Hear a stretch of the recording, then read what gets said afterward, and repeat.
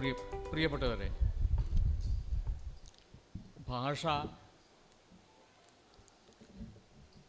ഒരുപക്ഷെ മുമ്പേത്തേതിനേക്കാൾ പ്രധാനമായി മാറിക്കഴിഞ്ഞിരിക്കുന്ന ഒരു സാംസ്കാരിക സന്ദർഭത്തിലാണ് നമ്മളിവിടെ ചേർന്നിരിക്കുന്നത്. മിണ്ടരുത് എന്ന് പറയുന്ന അധികാര സ്വരൂപങ്ങളുടെ വ്യാപ്തി കൂടിക്കൊണ്ട് ഇരിക്കുകയാണ്. ദേശാഭിമാനം എന്നുള്ളത് മിണ്ടായ്മയാണ്, നിശബ്ദതയാണ്, എതിർപ്പുകൾ പാടില്ല, ഭാഷയുടെ ശക്തമായ വിനിയോഗങ്ങൾ ദേശദ്രോഹമാണ് തുടങ്ങിയ സന്ദേശങ്ങൾ അവിടെയും ഇവിടെയൊക്കെ സഞ്ചരിച്ച് തുടങ്ങിയിട്ടുണ്ട്. ടോണി മോറിസൺ നോബൽ സമ്മാനം വാങ്ങിച്ചുകൊണ്ട് നടത്തിയിട്ടുള്ള ഹ്രസ്വഭാഷണത്തിൽ അതിഗംഭീരമായിട്ടുള്ള ഒരു പ്രസ്താവന നടത്തുന്നുണ്ട് ഇംഗ്ലീഷിൽ. അത് ഞാൻ ഇംഗ്ലീഷ് തന്നെ പറയാം. We speak, we write, we do language. This is how civilizations heal.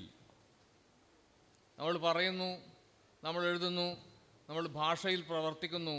അങ്ങനെയാണ് നാഗരികതകൾ സ്വയം ചികിത്സിക്കുക. ഭാഷയില്ലാത്ത സമൂഹം മാന്യമായ സമൂഹമാണ് എന്ന ധാരണ എങ്ങനെയോ ഇപ്പോൾ പരക്കുകയാണ്.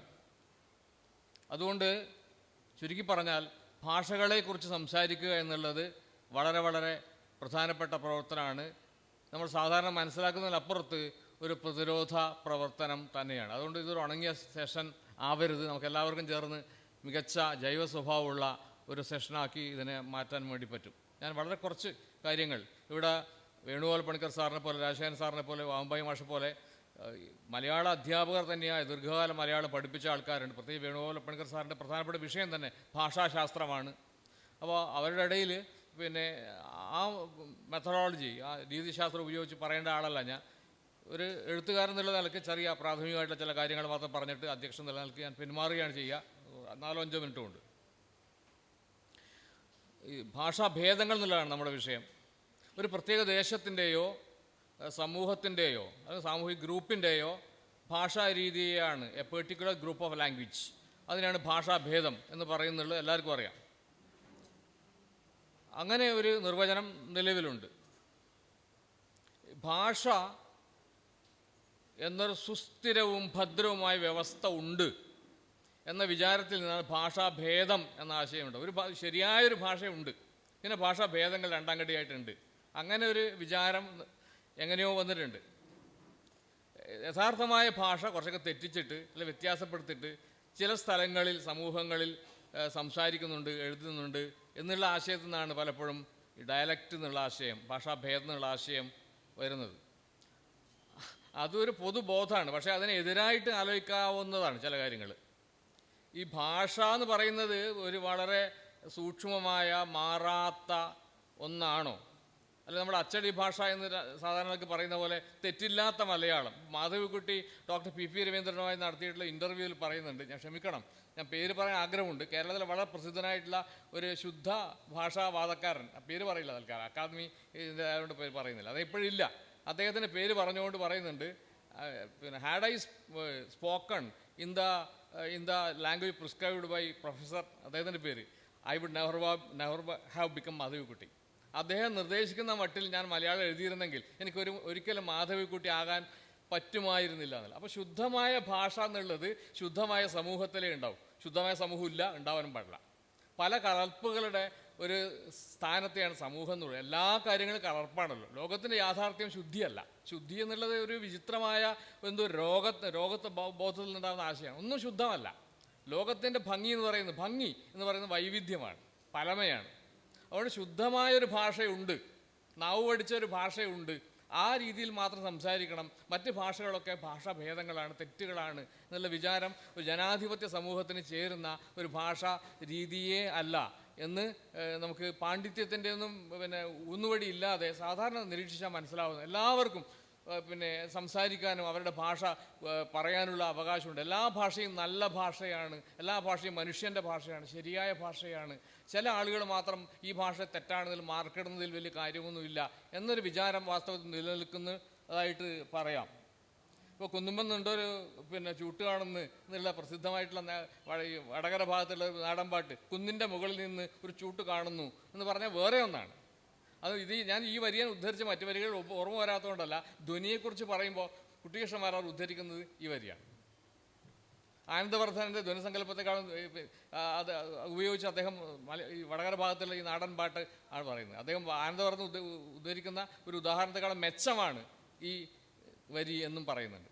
അപ്പോൾ അതിനുവേണ്ടി മാരാറെ പോലുള്ള വലിയ പണ്ഡിതൻ ഉപയോഗിക്കുന്നത് ഈ ഒരു നാടൻ പാട്ടാണ്. അത് ശുദ്ധി വേണമെങ്കിൽ ഇസ്ത്രി ഇട്ട് ശുദ്ധി ഉണ്ടാക്കാം. പക്ഷേ ഇസ്ത്രി ഇടാത്ത ചുളിവുകളോട് കൂടിയ ഒരു നാടൻ പാട്ടിലെ വരികൾ ആണ് മാരാറുടെ ശ്രദ്ധയിൽ വരുന്നത് എന്ന് ഓർമ്മിക്കുക. അതൊരു വിപ്ലവമാണ്, അത് വലിയൊരു ചാട്ടമാണ്. അപ്പോൾ ആ നിലക്ക് ഭാഷാഭേദം എന്നുള്ളത് നമ്മൾ രണ്ടാം കടിയായിട്ട് കാണുന്നതിൽ കാര്യമില്ല. അങ്ങനെയാണോ കാണുന്നത് നമ്മൾ ചർച്ചയ്ക്ക് വേണ്ടി പറയുന്നത്, ഇത് അങ്ങനെയാണെന്ന് വശം പിടിക്കല്ല.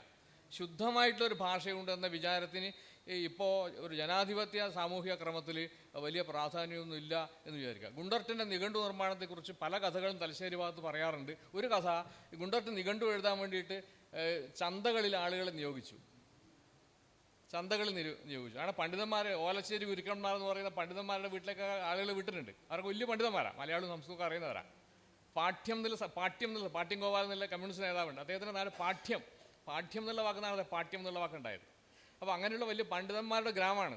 അവിടെ പോയിട്ട് ഒരുപാട് കാര്യങ്ങളൊക്കെ ഇദ്ദേഹത്തിന് വേണ്ടി, ഗുണ്ടർട്ടിന് വേണ്ടി കുറിച്ചു കൊണ്ട് കൊടുത്തു. പക്ഷേ ഗുണ്ടർട്ട് തൃപ്തനായിരുന്നില്ല. ഗുണ്ടർട്ടിനുള്ളിൽ ഒരു ജനാധിപത്യ ബോധം ഉണ്ടായിരുന്നു.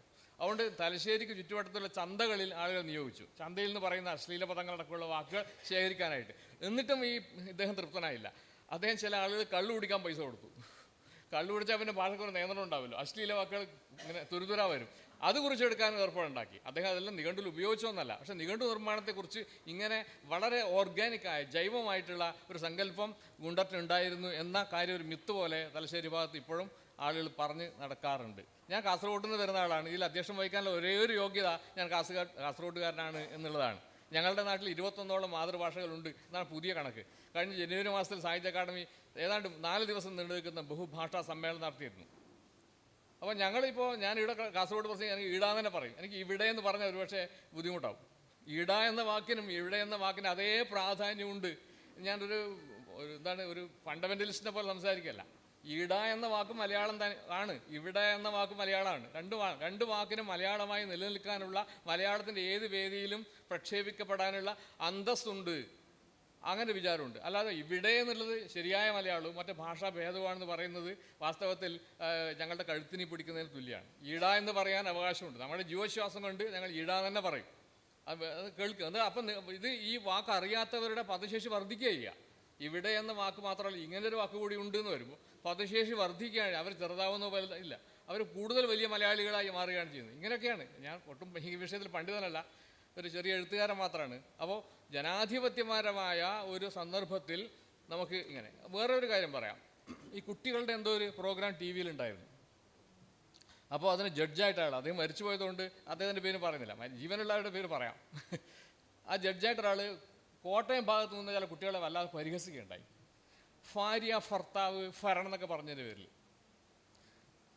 ഇവിടെ വേണുഗോപാലപ്പണിക്കർ സാറിനെ പോലെ ആളുകളുടെ പ്രത്യേക പരിഗണനയ്ക്ക് വേണ്ടി ഞാൻ പറയുകയാണ്. ഒരു ആളാണ് ഭാര്യ എന്ന് പറയുന്നതെങ്കിൽ, ഭർത്താവ് എന്ന് പറയുന്നെങ്കിൽ നമുക്ക് അദ്ദേഹത്തെ സംസാരിക്കും. പക്ഷേ എത്രയോ ആളുകൾ എത്രയോ കാലമായി ഭാര്യ എന്നും ഭർത്താവ് എന്നും ഭരണം എന്ന് പറയുന്നുണ്ട്. അത് എന്തുകൊണ്ടെന്ന് അന്വേഷിക്കാനല്ലേ നമ്മൾ ഭാഷാ പണ്ഡിതന്മാർ തുനിയേണ്ടത്. ഒരാളുടെ വ്യക്തിപരമായ എന്തോ വൈകല്യമാണെന്ന് കാണുന്നതിൽ തെറ്റാ, ഒരു ചെറിയ ഗ്രൂപ്പിൻ്റെ വൈകല്യമാണെന്ന് കാണുന്ന തെറ്റാണ്. ആ ഭാഗത്ത് ഒരുപാട് ആൾക്കാർ എത്രയോ കാലമായി ഇങ്ങനെ ഉപയോഗിക്കുന്നുണ്ട്. അതിൻ്റെ ബയോളജിക്കലായിട്ടുള്ള, ഭാഷാപരമായിട്ടുള്ള, ചരിത്രപരമായിട്ടുള്ള കാരണം എന്തെന്ന് കണ്ടെത്തുകയല്ലോ ഉണ്ട്. അല്ല അവിടെ മുഖത്ത് നോക്കി അവരെ കൊഞ്ഞനം കൊത്തുന്നതിൽ എന്താ കാര്യമുള്ളത്? അപ്പോൾ ഭാഷയെക്കുറിച്ച് വളരെ ജനാധിപത്യപരമായിട്ടുള്ള ഇങ്ങനെയുള്ള അമേച്ചറായിട്ടുള്ള ഒരുപാട് ആശയങ്ങൾ പൊന്തി വരുന്നൊരു സന്ദർഭത്തിലാണ് നമ്മൾ ഈ ചർച്ച സംഘടിപ്പിക്കുന്നത് ഓർക്കുക. ഞാൻ കൂടുതൽ സംസാരിച്ചുകൂടാ. ആദ്യമായി സംസാരിക്കാനായി ഡോക്ടർ കാവുമ്പായി ബാലകൃഷ്ണൻ ക്ഷണിക്കുന്നു.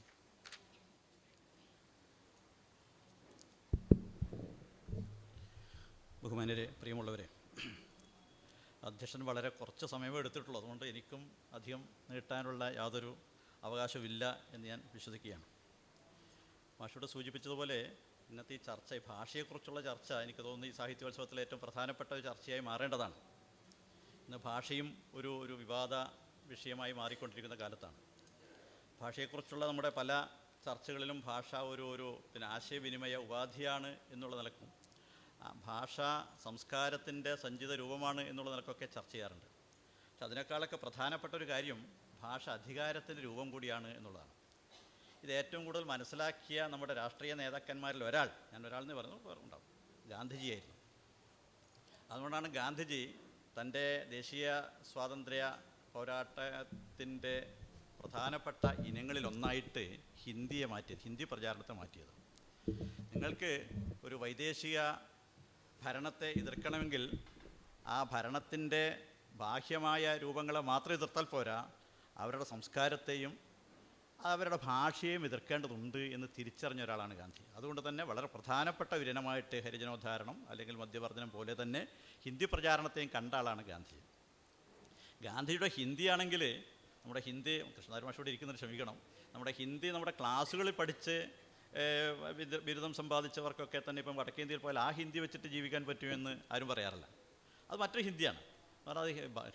ഗാന്ധിജി തന്നെ പറഞ്ഞൊരു മാസാർ ഹിന്ദിയാണ്. നമ്മുടെ കടകളിൽ സംസാരിക്കുന്ന, മാർക്കറ്റുകളിൽ സംസാരിക്കുന്ന ഹിന്ദിയെക്കുറിച്ചാണ് ഗാന്ധി പറയുന്നത്. എന്ന് പറഞ്ഞാൽ സാധാരണക്കാരുടെ ഭാഷ. അതൊരു മൊഴി ഭേദമാണ്. സാധാരണ നമ്മുടെ ഈ മാനക ഭാഷയിൽ നിന്ന് വ്യത്യസ്തമായ ഒരു ഭാഷയെക്കുറിച്ചാണല്ലോ ഗാന്ധി പോലും പറഞ്ഞത്. എന്ന് പറഞ്ഞാൽ അത്രമാത്രം പ്രാധാന്യമുള്ള ഒരു ഭാഷയ്ക്ക് അത്രമാത്രം പ്രാധാന്യമുള്ള ഒരു വർത്തമാനകാല പരിസ്ഥിതിയിലാണ് നമ്മൾ ജീവിക്കുന്നത്. അതുകൊണ്ടാണ് ഇപ്പോഴും നമ്മൾ പലപ്പോഴും ഭാഷാപരമായ ചർച്ചകളിൽ ഭാഷ ഒരു ഏക ഭാഷ എല്ലാറ്റിനെയും ഏകീകരിക്കുന്നൊരു കാലഘട്ടത്തിൽ അങ്ങനെ ഭാഷയെയും ഏകീകരിച്ച് കളയാമെന്നുള്ള ചർച്ചകൾ വരുമ്പോൾ നമുക്കതിനോടുള്ള നമ്മുടെ നിലപാട് വളരെ ശക്തമായിട്ട് തന്നെ പ്രകടിപ്പിക്കേണ്ടി വരുന്നതും അതുകൊണ്ട് തന്നെയാണ്. ഞാൻ വളരെ ദീർഘമായി ഞാൻ സംസാരിക്കുന്നില്ല. ഈ ഭാഷ മൊഴി ഭേദത്തെക്കുറിച്ച് ഇവിടെ സംസാരിച്ചപ്പോൾ ആദ്യം തന്നെ എൻ്റെ പേര് പറഞ്ഞപ്പോൾ നിങ്ങൾ ശ്രദ്ധിച്ചിട്ടുണ്ടാകും. വാസ്തവത്തിൽ അതാണ് ഇതിൻ്റെ ഉദ്ഘാടനം എന്നാണ് ഞാൻ വിശ്വസിക്കുന്നത്. ഈ ചർച്ചയുടെ ഉദ്ഘാടനതാണ്. കാവുമ്പായി എന്ന് പറയുന്നത് എന്താ വേറെ ഭാഷ അല്ലേ, കേവുമ്പായി എന്തോ പറഞ്ഞു. അതിന് മൊഴി ഭേദമാണ്, അത്രേ ഉള്ളൂ. അതിനെ ആ രീതിയിൽ കണ്ടാൽ മതിയല്ലോ. അത്തരത്തിൽ അതിന് ചർച്ചയുടെ തുടക്കം അതായിരുന്നു. ഇത്തരം ചർച്ചകളിൽ പലപ്പോഴും മൊഴി ഭേദങ്ങളെക്കുറിച്ചൊക്കെയുള്ള സംസാരം ഞാൻ ഓർക്കുന്ന, എൻ്റെ മനസ്സിൽ ആദ്യം വരുന്നൊരു കഥ നമ്മുടെ AP ഉദയഭാനുവിൻ്റെ അർത്ഥവും അനർത്ഥവും എന്നുള്ള ലേഖനത്തിലൊരു കഥയാണ്. MP മൻമഥൻ മാഷ് എല്ലാവർക്കും അറിയാം. MP മൻമഥൻ മാഷ് വടക്കൻ മലബാറിലെ ഒരു കോളേജിൽ അധ്യാപകനായിരുന്നു. അന്ന് അദ്ദേഹം അവിടുത്തെ NSS പ്രോഗ്രാമിൻ്റെ ഭാഗമായിട്ട് കുട്ടികളെയും കൊണ്ട് തളിപ്പറമ്പിലേക്കാണ് പോയത്. തളിപ്പറമ്പിൽ പോയിട്ട് അവിടെ അദ്ദേഹം രാവിലെ ക്യാമ്പൊക്കെ എടുത്ത് അദ്ദേഹം കുട്ടികൾക്ക് കൊടുത്തൊരു ഒരു ജോലി അവിടെ കമ്പോസ്റ്റ് കുഴിക്കാനായിരുന്നു. കമ്പോസ്റ്റ് എല്ലാ വീട്ടിലും കയറിയിട്ട് കമ്പോസ്റ്റ് കുടിക്കുക, അതൊരു പ്രധാനപ്പെട്ട പണിയാണ്. കൊടുത്തിട്ട് അദ്ദേഹം തിരിച്ചുപോയി. രാത്രി ആയപ്പോഴേക്കും അദ്ദേഹത്തിന് തുരുതുരെ സന്ദേശങ്ങൾ വരികയാണ്, അടിയന്തരമായിട്ട് ഇവിടെ എത്തണം, അല്ലെങ്കിൽ ഞങ്ങളുടെ ജീവൻ അപകടത്തിലാണ്. എന്താ സംഭവിച്ചത്? നമുക്കറിയാലോ, കോളേജ് വിദ്യാർത്ഥികളാണ്, കുമാരന്മാരാണ്. അങ്ങനെ അവർ വളരെ ഇത് കമ്പോസ്റ്റ് കുഴിക്കാൻ തയ്യാറായിട്ട് അടുത്തുള്ള വീടുകളിൽ പോയി. അടുത്ത വീട്ടിൽ പോയി അപ്പോൾ നമുക്കറിയാലോ അവിടേക്കുള്ള വളരെ അടുത്തടുത്ത വീടുകളാണ്. അപ്പോൾ കുട്ടികളെ കണ്ടപ്പോൾ അടുത്തുള്ള വീട്ടിൽ നിന്നുള്ളൊക്കെ സ്ത്രീകളൊക്കെ പുറത്തേക്ക് വന്നു. എന്താ വന്നു ചോദിച്ചു. അപ്പോൾ പറഞ്ഞു, ഞങ്ങളിങ്ങനെ ഇവിടെ ഈ കമ്പോസ്റ്റ് കുഴി വെട്ടാൻ വന്നതാണ് എന്നാണ് പറഞ്ഞത്. കമ്പോസ്റ്റ് കുഴി വെട്ടാൻ വന്നതാണ് എന്ന് പറഞ്ഞു. അപ്പോൾ ഈ സ്ത്രീകൾ ചിരിച്ചു. അപ്പോൾ ചിരിച്ചപ്പോൾ ഇവർ വിചാരിച്ചു ഞങ്ങളെ കളിയാക്കിയതാണ് ഇവരെന്നാണ് വിചാരിച്ചത്. കാരണം ഈ കുട്ടികൾ എന്ത് കമ്പോസ്റ്റ് കുഴി എടുക്കാനാണ് എന്നാണ് ധരിച്ചത്. അപ്പോൾ ഈ ചിരി കണ്ടപ്പോൾ ഇവർക്കൊരു അല്പൊരു ആവശ്യമോട് ഇവർ പറഞ്ഞു, അതിന് നിങ്ങൾക്ക് സംശയം നിങ്ങളിങ്ങോട്ട് ഇറങ്ങി നിൽക്കുക, ഞങ്ങൾ വെട്ടിക്കാണിച്ചു തരാം എന്ന് പറഞ്ഞു. ഇതോടുകൂടി ബഹളമായി. അവർ ആ സ്ത്രീകൾ ആകെ നിലവിളിച്ചു. നാട്ടുകാരെ കൂടി കുട്ടികളെ വളഞ്ഞു വെച്ചു. അവർ പക്ഷേ അവിടെ നോക്കി രക്ഷപ്പെട്ട് ക്യാമ്പിലെത്തി.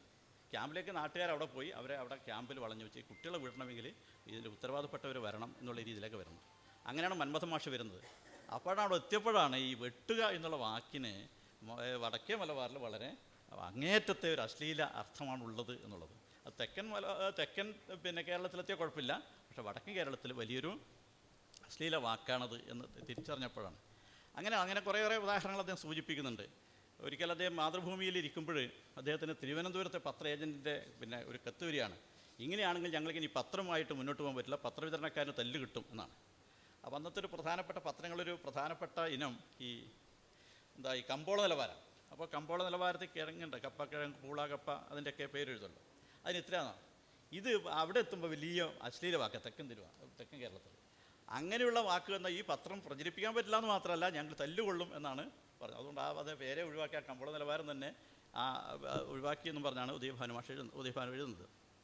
ഇങ്ങനെയുള്ള ധാരാളം ഉദാഹരണങ്ങൾ നമുക്ക് ഈ മൊഴിഭേദവുമായി കാണാം, ഇങ്ങനെ രസകരമായ കാര്യങ്ങൾ. എനിക്ക് തോന്നുന്നത് പിന്നെ ഞങ്ങളൊക്കെ കുട്ടിക്കാലത്ത്, രാജഗോപാലിന് അറിയായിരിക്കും, ഈ സ്കൂളുകളിൽ, പ്രൈമറി സ്കൂളിൽ ഓട്ടംതുള്ളി കളിക്കും.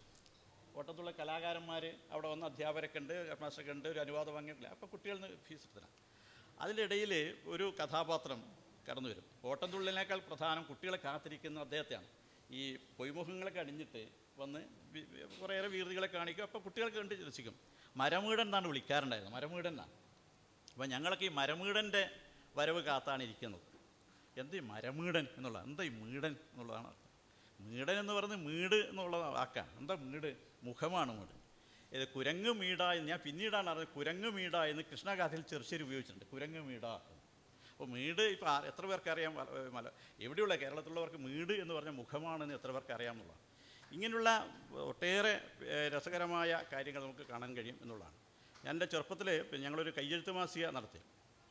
ആ കയ്യെഴുത്ത് മാസിക എഴുതിയൊരു കുട്ടികളുടെ വിദ്യാർത്ഥികളുടെ ലക്ഷണമുണ്ടല്ലോ, എന്താണ് പിന്നെ ശ്വാനനിദ്ര തഥൈവജ എന്ന് പറഞ്ഞ് എഴുതല്ലോ അല്ലേ. അങ്ങനെ എഴുതുമ്പോഴേ അതിൽ കാകദൃഷ്ടിർ, ഭഗധ്യാനം, ശ്വാനനിദ്രയും അങ്ങനെ എന്നാണ്. അപ്പോൾ ഞങ്ങളുടെ അന്നത്തെ അറിവിൻ്റെ ആധിക്യം കൊണ്ടോ അറിവിൻ്റെ കുറവ് കൊണ്ടോ ഞങ്ങൾ ഇതൊക്കെ ഒരു കയ്യെഴുത്ത് മാസിക എഴുതിയിട്ട് പ്രചരിപ്പിച്ചപ്പോൾ ഒരു ദിവസം അവിടെ കുറേ പേര്, ഞങ്ങളുടെ വീടിൻ്റെ അടുത്തുള്ള കുറച്ച് മുതിർന്ന ആൾക്കാർ വന്നിരുന്നു. ഞങ്ങൾ വളരെ അഭിമാനത്തോടുകൂടി ഇവരുടെ അടുത്തേക്ക് ഈ കയ്യെഴുത്ത് മാസിക കൊടുത്തു. കയ്യെഴുത്ത് മാസിക കൊടുത്തിട്ട് അവർ പദ്യം വായിച്ചിട്ട് അങ്ങോട്ടും ഇങ്ങോട്ടും വളരെ ഒരു പ്രത്യേക ഒരു അർത്ഥം വെച്ചുള്ള ചിരിയോടുകൂടി ഇപ്പോഴത്തെ ചെറുപ്പക്കാരുടെയൊക്കെ മനസ്സിൽ തന്നെയാണ് എന്ന് പറഞ്ഞു. അപ്പോൾ ഞങ്ങൾ പിന്നീടാണ് മനസ്സിലാകുന്നത് ഈ ഭഗധ്യാനം എന്നുള്ളതിന് പകരം ഞങ്ങളൊക്കെ ഭഗധ്യാനം എന്ന് എഴുതിയിരുന്നത്. അതാണ് അവരെ ചിരിപ്പിച്ചത്. ഞങ്ങൾക്കറിയില്ല ഇതിൻ്റെ അർത്ഥം. പിൽക്കാലത്തെ ശബ്ദധാരാവിലൊക്കെ നോക്കിയിട്ടാണ് മനസ്സിലാകുന്നത്. ഞാൻ പറഞ്ഞത് ഒരു വാക്കിൻ്റെ അർത്ഥം ഇങ്ങനെ ഉണ്ടാക്കാവുന്ന കുറേയേറെ ചില തമാശകളും ചില ബുദ്ധിമുട്ടുകളൊക്കെ നമ്മുടെ സമൂഹത്തിൽ ഉണ്ടാകാറുണ്ടെന്നുള്ളത്. ഇത് കേരളപാണിനി അദ്ദേഹത്തിൻ്റെ ഉച്ചാരണത്തെക്കുറിച്ചുള്ള ലേഖനത്തിൽ വളരെ കൃത്യമായി പറയുന്നുണ്ട്. എങ്ങനെയാണ് ഒരു വാക്ക്, ഒരു അക്ഷരം മാറിയപ്പോഴെങ്ങനെയാണ് അദ്ദേഹത്തിന് കുറേയേറെ അർത്ഥം അറിയാതെ വിഷമിക്കേണ്ടി വന്നു എന്നുള്ളതിനെക്കുറിച്ച് അദ്ദേഹം പറയുന്നുണ്ട്. ഒരിടത്ത് വധ്വ എന്ന് വേണം, ബധ്വ എന്ന് അച്ചടിച്ചപ്പോഴുണ്ടായ തകരാറിനെക്കുറിച്ച് ഉച്ചാരണത്തിൽ എഴുതുന്നുണ്ട്. എത്ര നോക്കിയിട്ട് അത് അന്വയിക്കാൻ വരും. ബധ്വ എന്ന് അന്വേഷിക്കുക, ബന്ധിച്ചിട്ട് എന്നുള്ള അർത്ഥം കിട്ടുന്നില്ല.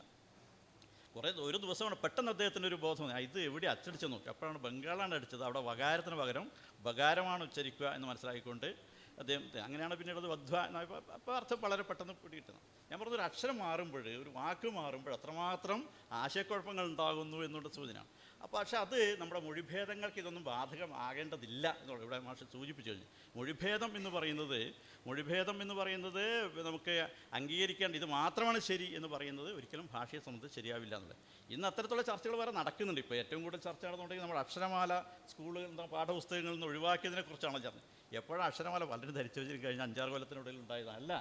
കഴിഞ്ഞ ഒരു 5-6 കൊല്ലത്തിനുള്ളിൽ എല്ലാം ഒഴിവാക്കിയത്. 2003 മറ്റോ അന്ന് ഒഴിവാക്കിയിട്ടുണ്ട് അക്ഷരമാല. അന്ന് ആരും ചർച്ച എടുത്തില്ല എന്നുള്ളതാണ്. പിൽക്കാലത്താണ് ഇങ്ങനെ ആരോ കണ്ടുപിടിച്ചപ്പോഴാണ് ചർച്ച വരുന്നത്. അതൊരു ഭാഗത്ത്. മറ്റൊന്ന്, കുട്ടികൾ അക്ഷരം തെറ്റിച്ചെഴുതിയാൽ തിരുത്തേണ്ടതില്ല എന്ന് ആരും നിർദ്ദേശിച്ചിട്ടുണ്ടോ? എവിടെയും നിർദ്ദേശിച്ചിട്ടില്ല. അത് പിന്നെ ഒരു സൗകര്യമായി നമ്മൾ കണ്ടു എന്ന് മാത്രമേ. പക്ഷേ കുട്ടികൾ അക്ഷരം തെറ്റിച്ചെഴുതിയാലും അതൊക്കെ ശരിയാണ് എന്ന് വിശ്വസിക്കുന്ന ധാരാളം പണ്ഡിതന്മാരാണ്. എനിക്കറിയാം, ഞാൻ പേര് പറഞ്ഞത് ശരിയല്ലോ, വലിയ മഹാപണ്ഡിതന്മാർ. അത് തെറ്റിച്ചല്ല, അതൊന്നും കുഴപ്പമില്ല, അങ്ങനെ തിരുത്താൻ നമ്മൾ നിൽക്കേണ്ടതില്ല എന്ന് വിശ്വസിക്കുന്ന അധ്യാപകന്മാരെ ഞാൻ കണ്ടിട്ടുണ്ട്. അപ്പോൾ അതുകൊണ്ട് ഭാഷയും അതിൽ അക്ഷരമാലയും ഒക്കെ തന്നെ എല്ലാ കാലത്തും ഈ ചർച്ച ചെയ്യപ്പെടുന്നത് ഈ രീതിയിൽ നമ്മുടെ സമൂഹത്തിൽ അതിനുള്ള പ്രാധാന്യം കൊണ്ടാണ്. ആ അർത്ഥത്തിൽ തന്നെ, ആ ഒരു പ്രാധാന്യം ഉള്ളതുകൊണ്ട് തന്നെ ഈ മൊഴിഭേദങ്ങളെയും നമ്മൾ വലിയ പ്രാധാന്യത്തോട് കാണണം. അതൊരു വലിയ പാതകമായിട്ടല്ല. അത് കണ്ണൂരുകാർ ചെയ്യുന്ന മഹാമോശം, തിരുവനന്തപുരത്തെ ഭാഷ വളരെ ശരി, അങ്ങനെയൊന്നുമില്ല. തിരുവനന്തപുരത്തായാലും കണ്ണൂരായാലും കോട്ടയത്തായാലും തൃശ്ശൂരായാലും ഭാഷാഭേദങ്ങൾ അത് സംസാരിക്കുന്ന ആളുകളുടെ അവരുടെ സാമൂഹികമായ പദവി ഉണ്ടാകാം, അവരുടെ ജാതിപരമായ പ്രശ്നങ്ങളുണ്ടാകാം, പലതും ഇതിനെ സ്വാധീനിക്കുന്നത്. ഇതൊക്കെ കൂടി ചേർന്നുകൊണ്ടാണ് നമ്മുടെ ഈ മൊഴിഭേദങ്ങൾ ഉണ്ടാകുന്നത്. ഒരിക്കൽ കേരളത്തിൽ തന്നെ നമ്മുടെ പുതിയ പാഠ്യപദ്ധതി പരിഷ്കരണ സമയത്ത് ഏറ്റവും കൂടുതൽ വിവാദം ഉണ്ടാക്കിയ ഒരു സംഭവം ഗാന്ധിജി അയാളെന്ന് വിളിച്ചു എന്നുള്ളതായിരുന്നു. അല്ലേ? എത്രയോ കാലം ചർച്ച ചെയ്തു. ഗാന്ധിജി അയാളെന്ന് വിളിച്ച് ആക്ഷേപിക്കാൻ പാടുണ്ടോ എന്നാ ചോദ്യം വന്നു. പക്ഷേ നിങ്ങൾ കണ്ണൂരോ നോക്കൂ, അയാളെന്ന് പറഞ്ഞാൽ അങ്ങേറ്റത് ബഹുമാനത്തോടെ വിളിക്കും. അല്ലേ? അങ്ങേറ്റത് ബഹുമാനത്തോടാണ് അയാളെന്ന് വിളിക്കുന്നത്, അല്ലാതെ അയാളെ ആക്ഷേപിക്കാൻ വേണ്ടിയൊന്നുമല്ല. അത് വായിച്ചവർക്കറിയാം. അത് ഗാന്ധിജി എന്ന് അറിഞ്ഞുകൊണ്ടല്ല വിളിക്കുന്നതും. ഗാന്ധിജി എന്ന് അറിഞ്ഞിരുന്നില്ല. ഒരു മനുഷ്യൻ അദ്ദേഹത്തിൻ്റെ ഒരു പുതപ്പടത്തിൻ്റെ ഒരു സ്ത്രീയുടെ നഗ്നമർക്കം കൊടുത്തിട്ട് നടന്നു. അത് അയാൾ ഇവനൊന്നും അറിയാത്തവനെ പോയി നിസ്സംഗനായി നടന്നുപോയി. അയാളെന്ന് അങ്ങനെയാണ്. ഗാന്ധിജി എന്ന് അറിഞ്ഞതിന് ശേഷവും അയാളെന്ന് ഉപയോഗിച്ചാൽ മലബാറിൽ തെറ്റല്ലെങ്കിൽ പൊതുവെ ഒരു പൊതുസമൂഹത്തിൻ്റെ ഒരു പൊതുധാരണക്കനുസരിച്ച് വേണമെങ്കിൽ നമുക്ക് തിരുത്താം. അദ്ദേഹത്തെ പറയാമായിരുന്നു. ഇതാരാണെന്നറിയാതെ ആണ് ഈ അയാളെന്ന് ഉപയോഗിക്കുന്നത്. എന്നിട്ടും അതിനെപ്പറ്റി വലിയ വിവാദങ്ങളാണ് ഉണ്ടായത്, അറിയാതെ. അപ്പോൾ എങ്ങനെ അത്തരം വിവാദങ്ങൾ ഉണ്ടാകുന്നത്? ആ വിവാദങ്ങൾ ഉണ്ടാകുന്നത് നമ്മുടെ ഒരു പൊതുബോധത്തിൻ്റെ ഭാഗം. ഇതൊക്കെ തെറ്റാണ്. ഇങ്ങനെയുള്ള എൻ്റെ മൊബൈലാണ്. അപ്പോൾ അതൊന്ന് ഓഫാക്കി മതി.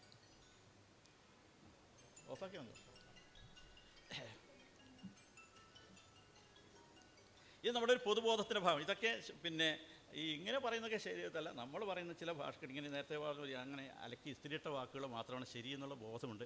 അത് തിരുത്തേണ്ടതാണ് എന്നുള്ള കാര്യത്തിൽ തർക്കമൊന്നുമില്ല.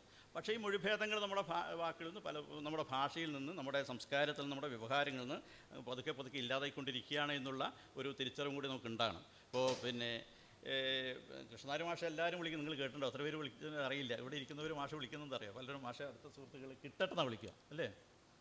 കിട്ടട്ടെന്നാണ് വിളിക്കാറ്. അതൊരു മൊഴി ഭേദമല്ലേ?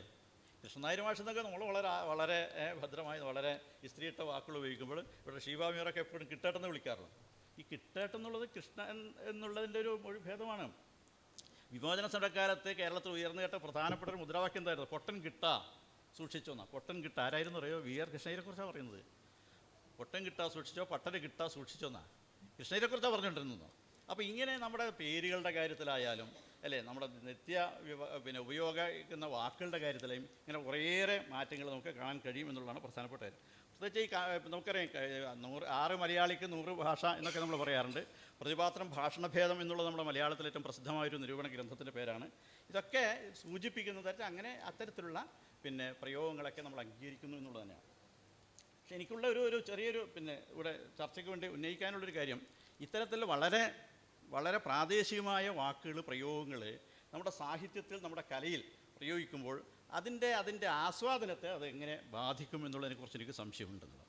നമ്മുടെ പല മഹാന്മാരായ എഴുത്തുകാരൊക്കെ ഉപയോഗിക്കാറുണ്ട്, ഇപ്പോഴും ഉപയോഗിച്ചുകൊണ്ടിരുന്നത്. ഇപ്പോൾ ഏറ്റവും കൂടി ഇവിടെ രാജശ്രീ വന്നിട്ടില്ല. രാജശ്രീ വന്നിരുന്ന രാജശ്രീയുടെ ഭാഷയെക്കുറിച്ചാവുമായിരുന്നു ചർച്ച എന്നാണ് ഞാൻ വിശ്വസിക്കുന്നത്. ദേവിക അത് ഇംഗ്ലീഷിലേക്ക് തർജ്ജമ ചെയ്തപ്പോൾ ദേവിക എഴുതിയിരിക്കുന്നത് അതിൻ്റെ ഭാഷ എനിക്ക് വലിയ വെല്ലുവിളിയായിരുന്നു എന്നാണ്. വലിയ വെല്ലുവിളിയായിരുന്നു ഭാഷ എന്നുള്ളത്. അപ്പോൾ അതിൻ്റെ ആസ്വാദനത്തെ അത് എത്രമാത്രം സഹായിക്കുന്നുണ്ട്. നമ്മുടെ ഈ സമാന ഹൃദയന്മാർക്ക് വേണ്ടിയാണല്ലോ സാഹിത്യം. സമാന ഹൃദയത്വം പോട്ടെ, ഇത്തരം ഭാഷാ പ്രയോഗങ്ങൾ മനസ്സിലാകാതെ വന്നാൽ അതിൻ്റെ ആസ്വാദനം എത്രത്തോളം പൂർണ്ണമാകും എന്നുള്ളൊരു സംശയം എനിക്ക് പലപ്പോഴും തോന്നിയിട്ടുണ്ട്.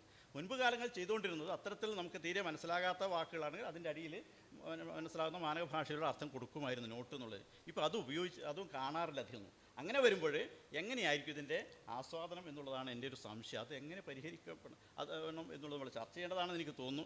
അതേസമയത്ത് ഇത്തരത്തിലുള്ള ഈ മൊഴി ഭേദങ്ങളൊക്കെ തന്നെ സൂക്ഷിച്ചു വെക്കേണ്ടതാണ്. ചിലപ്പോൾ ഇതായിരിക്കും ഭാവിയിൽ നമുക്ക് നമ്മുടെ ഭാഷയെ, നമ്മുടെ സംസ്കാരത്തെ കൂടുതൽ എല്ലാം എല്ലാറ്റിനെയും ഒരേ അളവുകോല് വെച്ചുകൊണ്ട് മാനകീകരിക്കുന്ന കാലത്ത്, എല്ലാം ഒന്നിലേക്ക് ഒതുക്കുന്ന കാലത്ത് ഈ വൈവിധ്യമായിരിക്കും ചിലപ്പോൾ ഇത്തരത്തിലുള്ള വൈവിധ്യപൂർണ്ണമായ മൊഴികളായിരിക്കും നമുക്ക് നമ്മുടെ ഭാഷയെ, നമ്മുടെ സംസ്കാരത്തെ സംരക്ഷിക്കാനുള്ള വലിയ ഈടുവെപ്പായിട്ട് നമുക്ക് മാറുക എന്നെനിക്ക് തോന്നുന്നു. നമ്മുടെ MV വിഷ്ണു നമ്പൂതിരി മാഷുടെ ആത്മകഥയുടെ പേര് ഓർച്ച എന്നാണ്. എത്ര പേർക്ക് ഓർച്ച എന്ന് പറഞ്ഞാൽ എന്താണ്, എത്ര പേർക്ക് പിടികിട്ടുമെന്ന് നോക്കണ്ടേ? ഇങ്ങനെ നമുക്ക് ധാരാളം വാക്കുകളുണ്ടാകും. ഇതൊക്കെ നമ്മൾ സംരക്ഷിക്കേണ്ടതാണ്. കണ്ണൂരിലെ ഭാഷാഭേദങ്ങളെക്കുറിച്ച്, മൊഴിഭേദങ്ങളെക്കുറിച്ച് 3000 വാക്കുകൾ സമാഹരിച്ച പുസ്തകം തന്നെ ഇറങ്ങിയിട്ടുണ്ട്. എല്ലാ ജില്ലകളിലെയും ഈ മൊഴിഭേദങ്ങൾ സമാഹരിക്കേണ്ടതാണ്. അത് ആ രീതിയിൽ സംരക്ഷിക്കപ്പെടേണ്ടതാണ്. എങ്കിൽ മാത്രമേ വരുന്ന നാളുകൾ നമുക്ക് ഇതിൽ നിന്ന് ചിലതൊക്കെ ഉൾക്കൊള്ളേണ്ടി വരും. എല്ലാം ഇല്ലാതായി പോകുന്ന കാലത്ത് ചിലതൊക്കെ നമുക്ക് ഉൾക്കൊള്ളും. നമ്മുടെ ജൈവ സമ്പത്തിനെ കുറിച്ചൊക്കെ പറയുമ്പോൾ നമ്മുടെ വിത്തുകൾ, അല്ലേ, നമ്മുടെ പരമ്പരാഗതമായ വിത്തുകൾ സംരക്ഷിക്കുന്നതിനെക്കുറിച്ച് പറയാറുണ്ട്. ചിലപ്പോൾ അതായിരിക്കും ഇപ്പോഴുള്ള വിത്തുകൾ പലതും ചിലപ്പോൾ പ്രകൃതിയുടെ പാരിസ്ഥിതികമായ സന്തുലനം തകരുമ്പോൾ ചിലപ്പോൾ അതൊക്കെ നഷ്ടപ്പെട്ടു പോയേക്കാം. പക്ഷേ നമ്മുടെ പരമ്പരാഗതമായിട്ട് നമ്മൾ സൂക്ഷിച്ച നമ്മുടെ വിത്തിനങ്ങൾ അത് നമ്മുടെ കൃഷിക്കാർ എത്രയോ കാലത്തെ അവർ അനുഭവങ്ങളുടെ അടിസ്ഥാനത്തിൽ ഉണ്ടാക്കിയെടുത്ത് സംരക്ഷിച്ച സാധനമാണ്.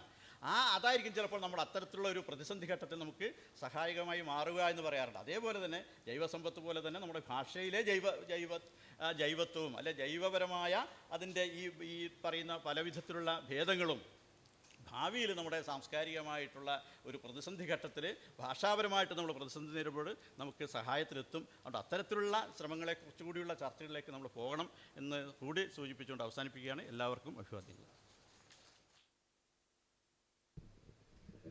ഹലോ. സാധാരണയായി എന്തെങ്കിലും സംസാരിക്കേണ്ടി വരുമ്പോൾ പോക്കറ്റിലെങ്കിലും ഒരു കുറിപ്പ് വെച്ചാണ് വരാറുള്ളത്. ഇത്തവണ വിഷയം ഇതല്ലേ എന്ന് ആലോചിച്ചിട്ട് ഞാൻ ചിന്തയില്ലാതെ, ആലോചനയില്ലാതെ, ആഗ്രഹമില്ലാതെ, മുൻകൂർ തയ്യാറെടുപ്പില്ലാതെ വരികയുണ്ടായത്.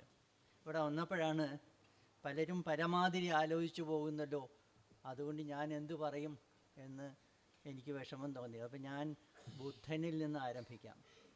മലയാള ഭാഷയൊക്കെ വിട്ടിട്ട് നമുക്ക് ബുദ്ധന് മലയാളം അറിഞ്ഞിട്ടായിരുന്നല്ലോ, മലയാളത്തിലൊന്നും പറഞ്ഞിട്ടില്ലല്ലോ അദ്ദേഹം. ബുദ്ധൻ്റെ മാതൃഭാഷ ഏതാണ് എന്നുള്ളതിനെപ്പറ്റി തർക്കമുണ്ട്. ചിലരൊക്കെ വിശ്വസിക്കുന്നത് ബുദ്ധൻ ശുദ്ധ സംസ്കൃതമാണ് വീട്ടിൽ പറഞ്ഞിരുന്നത്. ആവാൻ സാധ്യത വളരെ കുറവാണ്. നേപ്പാളിൻ്റെ അതിർത്തി പ്രദേശത്തുള്ള ആളാണ്. നാം അറിയുന്ന പാണിനി ഒക്കെ ഉള്ളത് വടക്ക് പടിഞ്ഞാറൻ മേഖലയിലാണ്. ഇന്നത്തെ ലാഹോർ പ്രദേശത്താണ് പാണിനി ജീവിച്ചിരുന്നത്. അദ്ദേഹത്തിൻ്റെ മാതൃഭാഷയ്ക്ക് പ്രാധാന്യം കൊടുത്ത്, എന്നാൽ സംസ്കൃതത്തിൻ്റെ ഭേദങ്ങളെയൊക്കെ, വ്യത്യാസങ്ങളെയൊക്കെ കിഴക്കന്മാരെങ്ങനെ പറയും, ചില ഋഷിമാരെങ്ങനെ പറയും എന്നൊക്കെയുള്ള ഉദാഹരണങ്ങൾ കൊടുത്തിട്ടുണ്ട്. ഏകമായ രൂപത്തെ അല്ല പാണിനി വർണ്ണിച്ചിട്ടുള്ളതെന്ന് വളരെ പ്രധാനപ്പെട്ടതാണ്. തൻ്റേതിനാണ് പ്രാധാന്യം കൊടുക്കുക. വേദഭാഷയ്ക്ക് പോലും അല്ല. വേദഭാഷയിൽ ഇന്ന വ്യത്യാസങ്ങളുണ്ടെന്ന് ചില സൂചനകൾ കൊടുത്തിട്ടേ ഉള്ളൂ. പ്രധാനമായും വേദഭാഷയുടെ വ്യാകരണമല്ല പാണിനി എഴുതിയത്. പാണിനി അദ്ദേഹത്തിൻ്റെ മേഖലയിലെ ലാഹോർ മേഖലയിലെ സാലാതുര എന്നുള്ളത് ലാഹോർ മേഖലയാണെന്ന് പറയും. അപ്പോൾ അവിടെ നിന്ന് നല്ലോണം ദൂരെയാണ് ബുദ്ധൻ്റെ പ്രദേശം എന്നുള്ളതുകൊണ്ട് പാണിനി സങ്കല്പിച്ച സംസ്കൃതത്തിൽ ബുദ്ധൻ മാതൃഭാഷയായിരുന്നിരിക്കാൻ സാധ്യതയില്ല. അത് പഠിച്ചിരിക്കാം, തീർച്ചയായും പലതും പഠിച്ചെന്ന കൂട്ടത്തിൽ അദ്ദേഹം പഠിച്ചിരിക്കാം. പിന്നെ അദ്ദേഹം പറഞ്ഞിട്ടുള്ളതായ കാര്യങ്ങളൊക്കെ നമുക്ക് രേഖപ്പെട്ട് കിട്ടിയിട്ടുള്ളത്, ത്രിപിടകങ്ങളായി രേഖപ്പെട്ട് കിട്ടിയത് ഇന്ന് നമ്മൾ പാലി എന്ന് പറയുന്നൊരു ഭാഷയിലാണ്. പാലി എന്നുള്ള ഭാഷയുടെ ആ പേര് തന്നെ ഈ ത്രിപിടകങ്ങളുടെ പാളിയിലുള്ള ഭാഷ എന്നർത്ഥത്തിൽ ഇത് പാള്യാം തന്നെ, പാളിയിൽ തന്നെ ഉള്ള ഭാഷ എന്ന് പറഞ്ഞിട്ടുള്ളത് വന്നിട്ടുള്ളതാണ്. അതിരിക്കട്ടെ, ഇതിന് ഈ ഭാഷയുടെ സവിശേഷത എന്താണെന്ന് വെച്ചാൽ സംസ്കൃതത്തിനോട് വളരെ അടുത്ത ബുദ്ധം ശരണം ഗച്ഛാമി എന്ന് പറഞ്ഞാൽ പാണിനിയാണ്. പാണിനിയുടെ സംസ്കൃതം തന്നെയാണ്. പാലിയുമായി സംസ്കൃതം അത്യന്ത സന്നികൃഷ്ടമാണ്, വളരെ അടുത്തതാണ്. പക്ഷെ വളരെ പല കാര്യങ്ങളിലും വ്യത്യാസമുണ്ട്. ഈ വ്യത്യാസത്തെപ്പറ്റി ധാരാളം കഥകളുണ്ട്. ഈ ബുദ്ധൻ്റെ ത്രിപിടകങ്ങൾ, ആ ത്രിപിടകങ്ങളുടെ അഠകഥ എന്ന വ്യാഖ്യാനം, ആ വ്യാഖ്യാനത്തിൻ്റേതായ വിശദീകരണങ്ങൾ, അത് പല ഭാഷകളിലും, ശ്രീലങ്കൻ ഭാഷയിൽ, പഴയ ശ്രീലങ്കൻ ഭാഷയിൽ, ബർമീസ് ഭാഷയിൽ, ഇതുകൂടാതെ ഈ ഭാഷയിൽ തന്നെ, ഈ പാലി ഭാഷയിൽ തന്നെ, ഈ പാളിയിലെ ഭാഷയിൽ തന്നെ, സംസ്കൃതത്തിൽ അങ്ങനെ അതിവിപുലമായ, നമ്മൾ ആലോചിക്കുമ്പോൾ ഒരുപക്ഷെ ഈ ചതുർവേദങ്ങളുടെ വ്യാഖ്യാനവും ഉപനിഷത്തുകളുടെയും അതേപോലെ ബ്രാഹ്മണങ്ങളുടെയും ആരണ്യങ്ങളുടെയും ഒക്കെയുള്ള ബൃഹത്തായ ഒരു ലൈബ്രറി നമുക്ക് സങ്കല്പിക്കാമല്ലോ. അതിനേക്കാൾ വലുതാണ് വാസ്തവത്തിൽ 3 പിടകങ്ങളേ ഉള്ളൂ എങ്കിൽ അതിനെപ്പറ്റിയുള്ള പഠനങ്ങൾ എന്നുള്ളത് അത്ഭുതകരമാണ്. നമ്മളതൊന്നും വായിച്ചു നോക്കാറില്ല. എനിക്ക് എല്ലാം അറിയാം, പാലി എന്നൊക്കെ പറഞ്ഞ് ഭാവിച്ച് നടക്കാറുണ്ട് ആളുകളെന്നേ ഉള്ളൂ. ഒന്നും അറിഞ്ഞുകൂടാ. പള്ളി എന്നൊരു വാക്ക് കണ്ടാൽ അത് മുഴുവൻ ബുദ്ധവിഹാരങ്ങളായിരുന്നു. കാരണം പള്ളി പാലിയിലുള്ളതാണല്ലോ എന്നാണ് നമ്മൾ തെറ്റിദ്ധരിച്ച്. ശുദ്ധമേയ സംബന്ധമാണ്.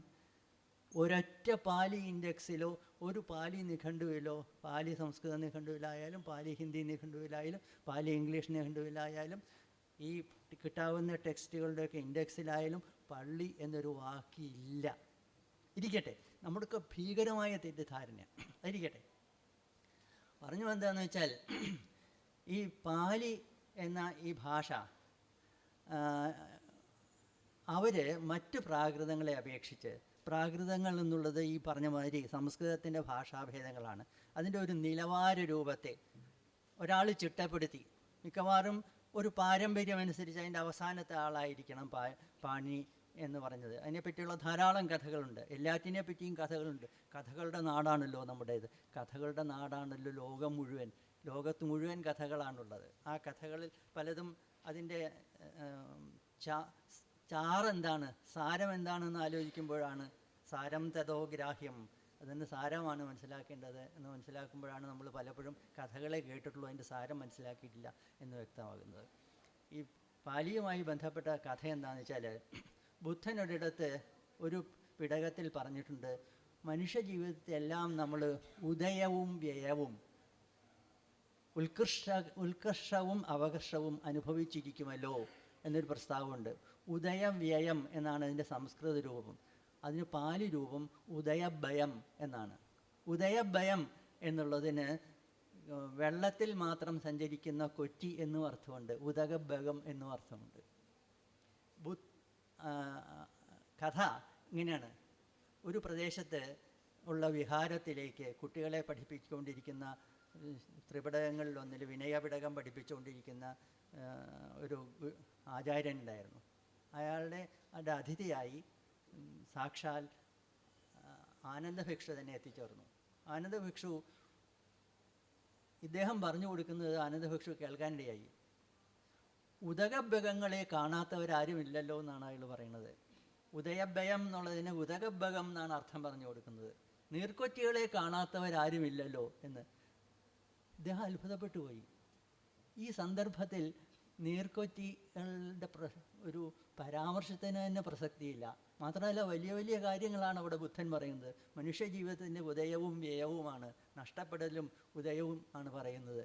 അതുകൊണ്ട് അദ്ദേഹം പതുക്കെ ക്ലാസ്സൊക്കെ കഴിഞ്ഞിട്ട് അവിടെ വെച്ച് പറയുന്നത് മോശമല്ലേ, എന്നിട്ട് ആചാര്യനോട് പറഞ്ഞു, നിങ്ങളങ്ങനെ പറയുന്നത് ശരിയല്ല, ഞാൻ നേരിട്ട് ഗുരുവിൻ്റെ മുഖത്ത് നിന്ന് കേട്ടിട്ടുള്ളതാണ്. ഈ സന്ദർഭത്തിന് നിരക്കുന്ന അർത്ഥം ഉദക ഭകം എന്നല്ല, ഉദയവ്യയങ്ങൾ, ഉദയവും വ്യയവും എന്ന ഒരു ദ്വന്ദ്വ സമാസമാണത്. ഉദയവ്യയം എന്നാണ് അർത്ഥം എടുക്കേണ്ടത് എന്ന് പറഞ്ഞു. ആചാര്യന് തീരെ പിടിച്ചില്ല. അദ്ദേഹം പറയും, ഇനി നിങ്ങളോടൊക്കെ കുട്ടികളോട് തോന്നുന്നു, നിങ്ങളോടൊക്കെ പലമാതിരി വ്യാഖ്യാനങ്ങൾ പറഞ്ഞു തരുന്നതാവും കേട്ടോ, പക്ഷെ ഞാൻ പറഞ്ഞ മാത്രം സ്വീകരിച്ചാൽ മതി എന്ന് ഏതാധ്യാപകനും ചെയ്യാറുള്ള, നമ്മളെപ്പോലെയുള്ള ഏതാധ്യാപകന്മാരും ചെയ്യാറുള്ളൊരു മറുപടിയാണ് അദ്ദേഹം, അല്ലെങ്കിൽ ഒരു വിശദീകരണമാണ് വിദ്യാർത്ഥികൾക്കോട്. വിദ്യാർത്ഥികൾ അത്ഭുതപ്പെട്ടു. ഞങ്ങളോട് ആരും ഒന്നും പറഞ്ഞില്ലല്ലോ, അനൗചിത്യത്തോടെ സംസാരിക്കുന്ന ആളല്ലല്ലോ ആനന്ദഭിക്ഷു എന്നുള്ളതുകൊണ്ട് കുട്ടികളുടെ മുമ്പിൽ അത് പറഞ്ഞില്ല. പക്ഷേ ഇങ്ങനെ പറയുന്ന കുറേ വൃദ്ധന്മാരൊക്കെ ഇങ്ങനെ നടക്കുന്നുണ്ട് വഴിയിലൊക്കെ, അതൊന്നും വിശ്വസിക്കരുത്, ഞാൻ പറഞ്ഞത് മാത്രം വിശ്വസിച്ചാൽ മതി. അപ്പം തോന്നി ആനന്ദഭിക്ഷുവിന് ഗുരുവിൻ്റെ, മഹാഗുരുവിൻ്റെ വിവക്ഷ, മഹാഗുരു എന്നല്ല പാലിയിൽ മഹാഗുരു എന്നാണ്, മഹാഗുരുവിൻ്റെ വിവക്ഷ എന്താണ് എന്ന് വിശദീകരിച്ച് കൊടുക്കാതെ യാതൊരു രക്ഷയുമില്ല. എല്ലാവരും തെറ്റി. ഇത് കണ്ടോ, ഒരു തെറ്റിൻ്റെ ആരംഭമാണ്. അതുകൊണ്ട് കൃത്യമായ അർത്ഥത്തിൽ വിശദീകരിച്ച് കൊടുക്കണം. ഇങ്ങനെയാണ് അട്ടകഥകൾ ഉണ്ടായത് എന്ന് അട്ടകഥകളുടെ അർത്ഥകഥനം എന്നർത്ഥം. അട്ടകഥകളെ പറ്റിയുള്ള ഉൽപ്പത്തിയുടെ ഒരു കഥയുണ്ട്. അതായത് പാലി പോലെയുള്ള ഭാഷയിൽ പോലും, അത്ര പഴയ ഭാഷയിൽ പോലും, പാലിക്ക് നേരിട്ട് ലൗകിക സംസ്കൃതത്തിൽ നിന്നോ പാണിനിയുടെ സംസ്കൃതത്തിൽ നിന്നൊന്നും ഡെറൈവ് ചെയ്യാൻ പറ്റില്ല. അതിൻ്റെ ചരിത്രം ആലോചിച്ചാൽ ഒരുപക്ഷെ ബ്രാഹ്മണങ്ങളുടെ ചില രൂപങ്ങൾ മാത്രമേ പാലിയിലെ രൂപങ്ങൾ വിശദീകരിക്കാൻ സമർത്ഥമായിട്ടുണ്ടാവുള്ളൂ. വളരെ പഴയതാണ്. കാളിദാസൻ്റെ ഒക്കെ സംസ്കൃതത്തിൽ നിന്ന് വാസ്തവത്തിൽ കാലം കൊണ്ട് വളരെ പഴയതാണ്. ഇത് പഴയ രൂപങ്ങൾ തുടർന്നു വരുന്നു എന്നതേ ഉള്ളൂ. പാണിനി ഇങ്ങനെ ചില്ലിട്ട് വെച്ചതുകൊണ്ട്, ഈ ഭാഷയുടെ സ്വഭാവം എന്നതാണെന്ന് പറഞ്ഞതുകൊണ്ട്, അത് എല്ലാവരും പഠിക്കാൻ തുടങ്ങിയതുകൊണ്ട് എത്രയോ നൂറ്റാണ്ടുകൾ തുടർന്നു. പാണിനി ഭാഷയെ കൊന്നു എന്നും മറ്റും ഏതാണ്ട് അർത്ഥത്തിൽ നമ്മുടെ സാക്ഷാൽ സംസ്കൃത നിബിഡമായ രീതിയിൽ മലയാളം എഴുതുന്ന പി.കെ. നാരായണപിള്ള, സാഹിത്യമഞ്ചാനൻ പി.കെ. നാരായണപിള്ള പറഞ്ഞിട്ടുണ്ട്. അതുകൊണ്ട് സംസ്കൃതത്തെ പറ്റി നമുക്ക് നടത്താവുന്ന ഒരു പോസ്റ്റ്മോർട്ടം അനാലിസിസ് എന്നാണ് ഇംഗ്ലീഷിൽ എഴുതി വെച്ചിട്ടുണ്ട്. കേരളവാണ്യത്തിൻ്റെ ആമുഖത്തിൽ ഒരു വരിയുണ്ട്, കണ്ടിട്ട് നമുക്ക് അത്ഭുതപ്പെടും. ഒരു പോസ്റ്റ്മോർട്ടം അനാലിസിസ് അല്ലേ സംസ്കൃതത്തെ പറ്റി പറ്റുള്ളൂ എന്ന് ഈ കഠിന സംസ്കൃത പണ്ഡിതൻ പറഞ്ഞിരിക്കുന്നു എന്നുള്ള രസകരമായ കാര്യമാണ്. അതൊക്കെ അന്നത്തെ 19ാം നൂറ്റാണ്ടിലെ, എൻ്റെ 20ാം നൂറ്റാണ്ടിൻ്റെ തുടക്കത്തിലുള്ള ഒരുതരം കൊളോണിയൽ വീക്ഷണമാണ്. ഇരിക്കട്ടെ, അതെന്താ പറഞ്ഞതെന്ന് വെച്ചാൽ, ഇങ്ങനെ അല്ലായിരുന്നു, ഒരു വാമൊഴി ആയിരുന്നിരിക്കാൻ സാധ്യതയുണ്ട്. പാണിനിയെ പോലെയുള്ള ആളുടെ വാമൊഴിയോ ആ വാമൊഴിയോട് അടുത്തതോ ആയ ഒരു രൂപമാണ്. ഇതേ നിലനിൽക്കുകയുള്ളൂ. മറ്റത് വേഗം വേഗം മാറിപ്പോകും. അതുകൊണ്ട് വേഗം വേഗം മാറിപ്പോകാതിരിക്കാൻ, വേഗം ഇതിൻ്റെ കാര്യഗ്രഹണത്തിന് വേണ്ടിയിട്ടാണ് വ്യാഖ്യാനങ്ങൾ വേണ്ടി വന്നത്, അട്ടകഥകൾ വേണ്ടി വന്നത് എന്നാണ് അട്ടകഥകളെ പറ്റിയുള്ള ഒരു പ്രസിദ്ധമായ കഥ. വളരെ രസകരമായ കഥകൾ. ഓരോന്നിനെ പറ്റി ഇപ്പോൾ മറ്റേ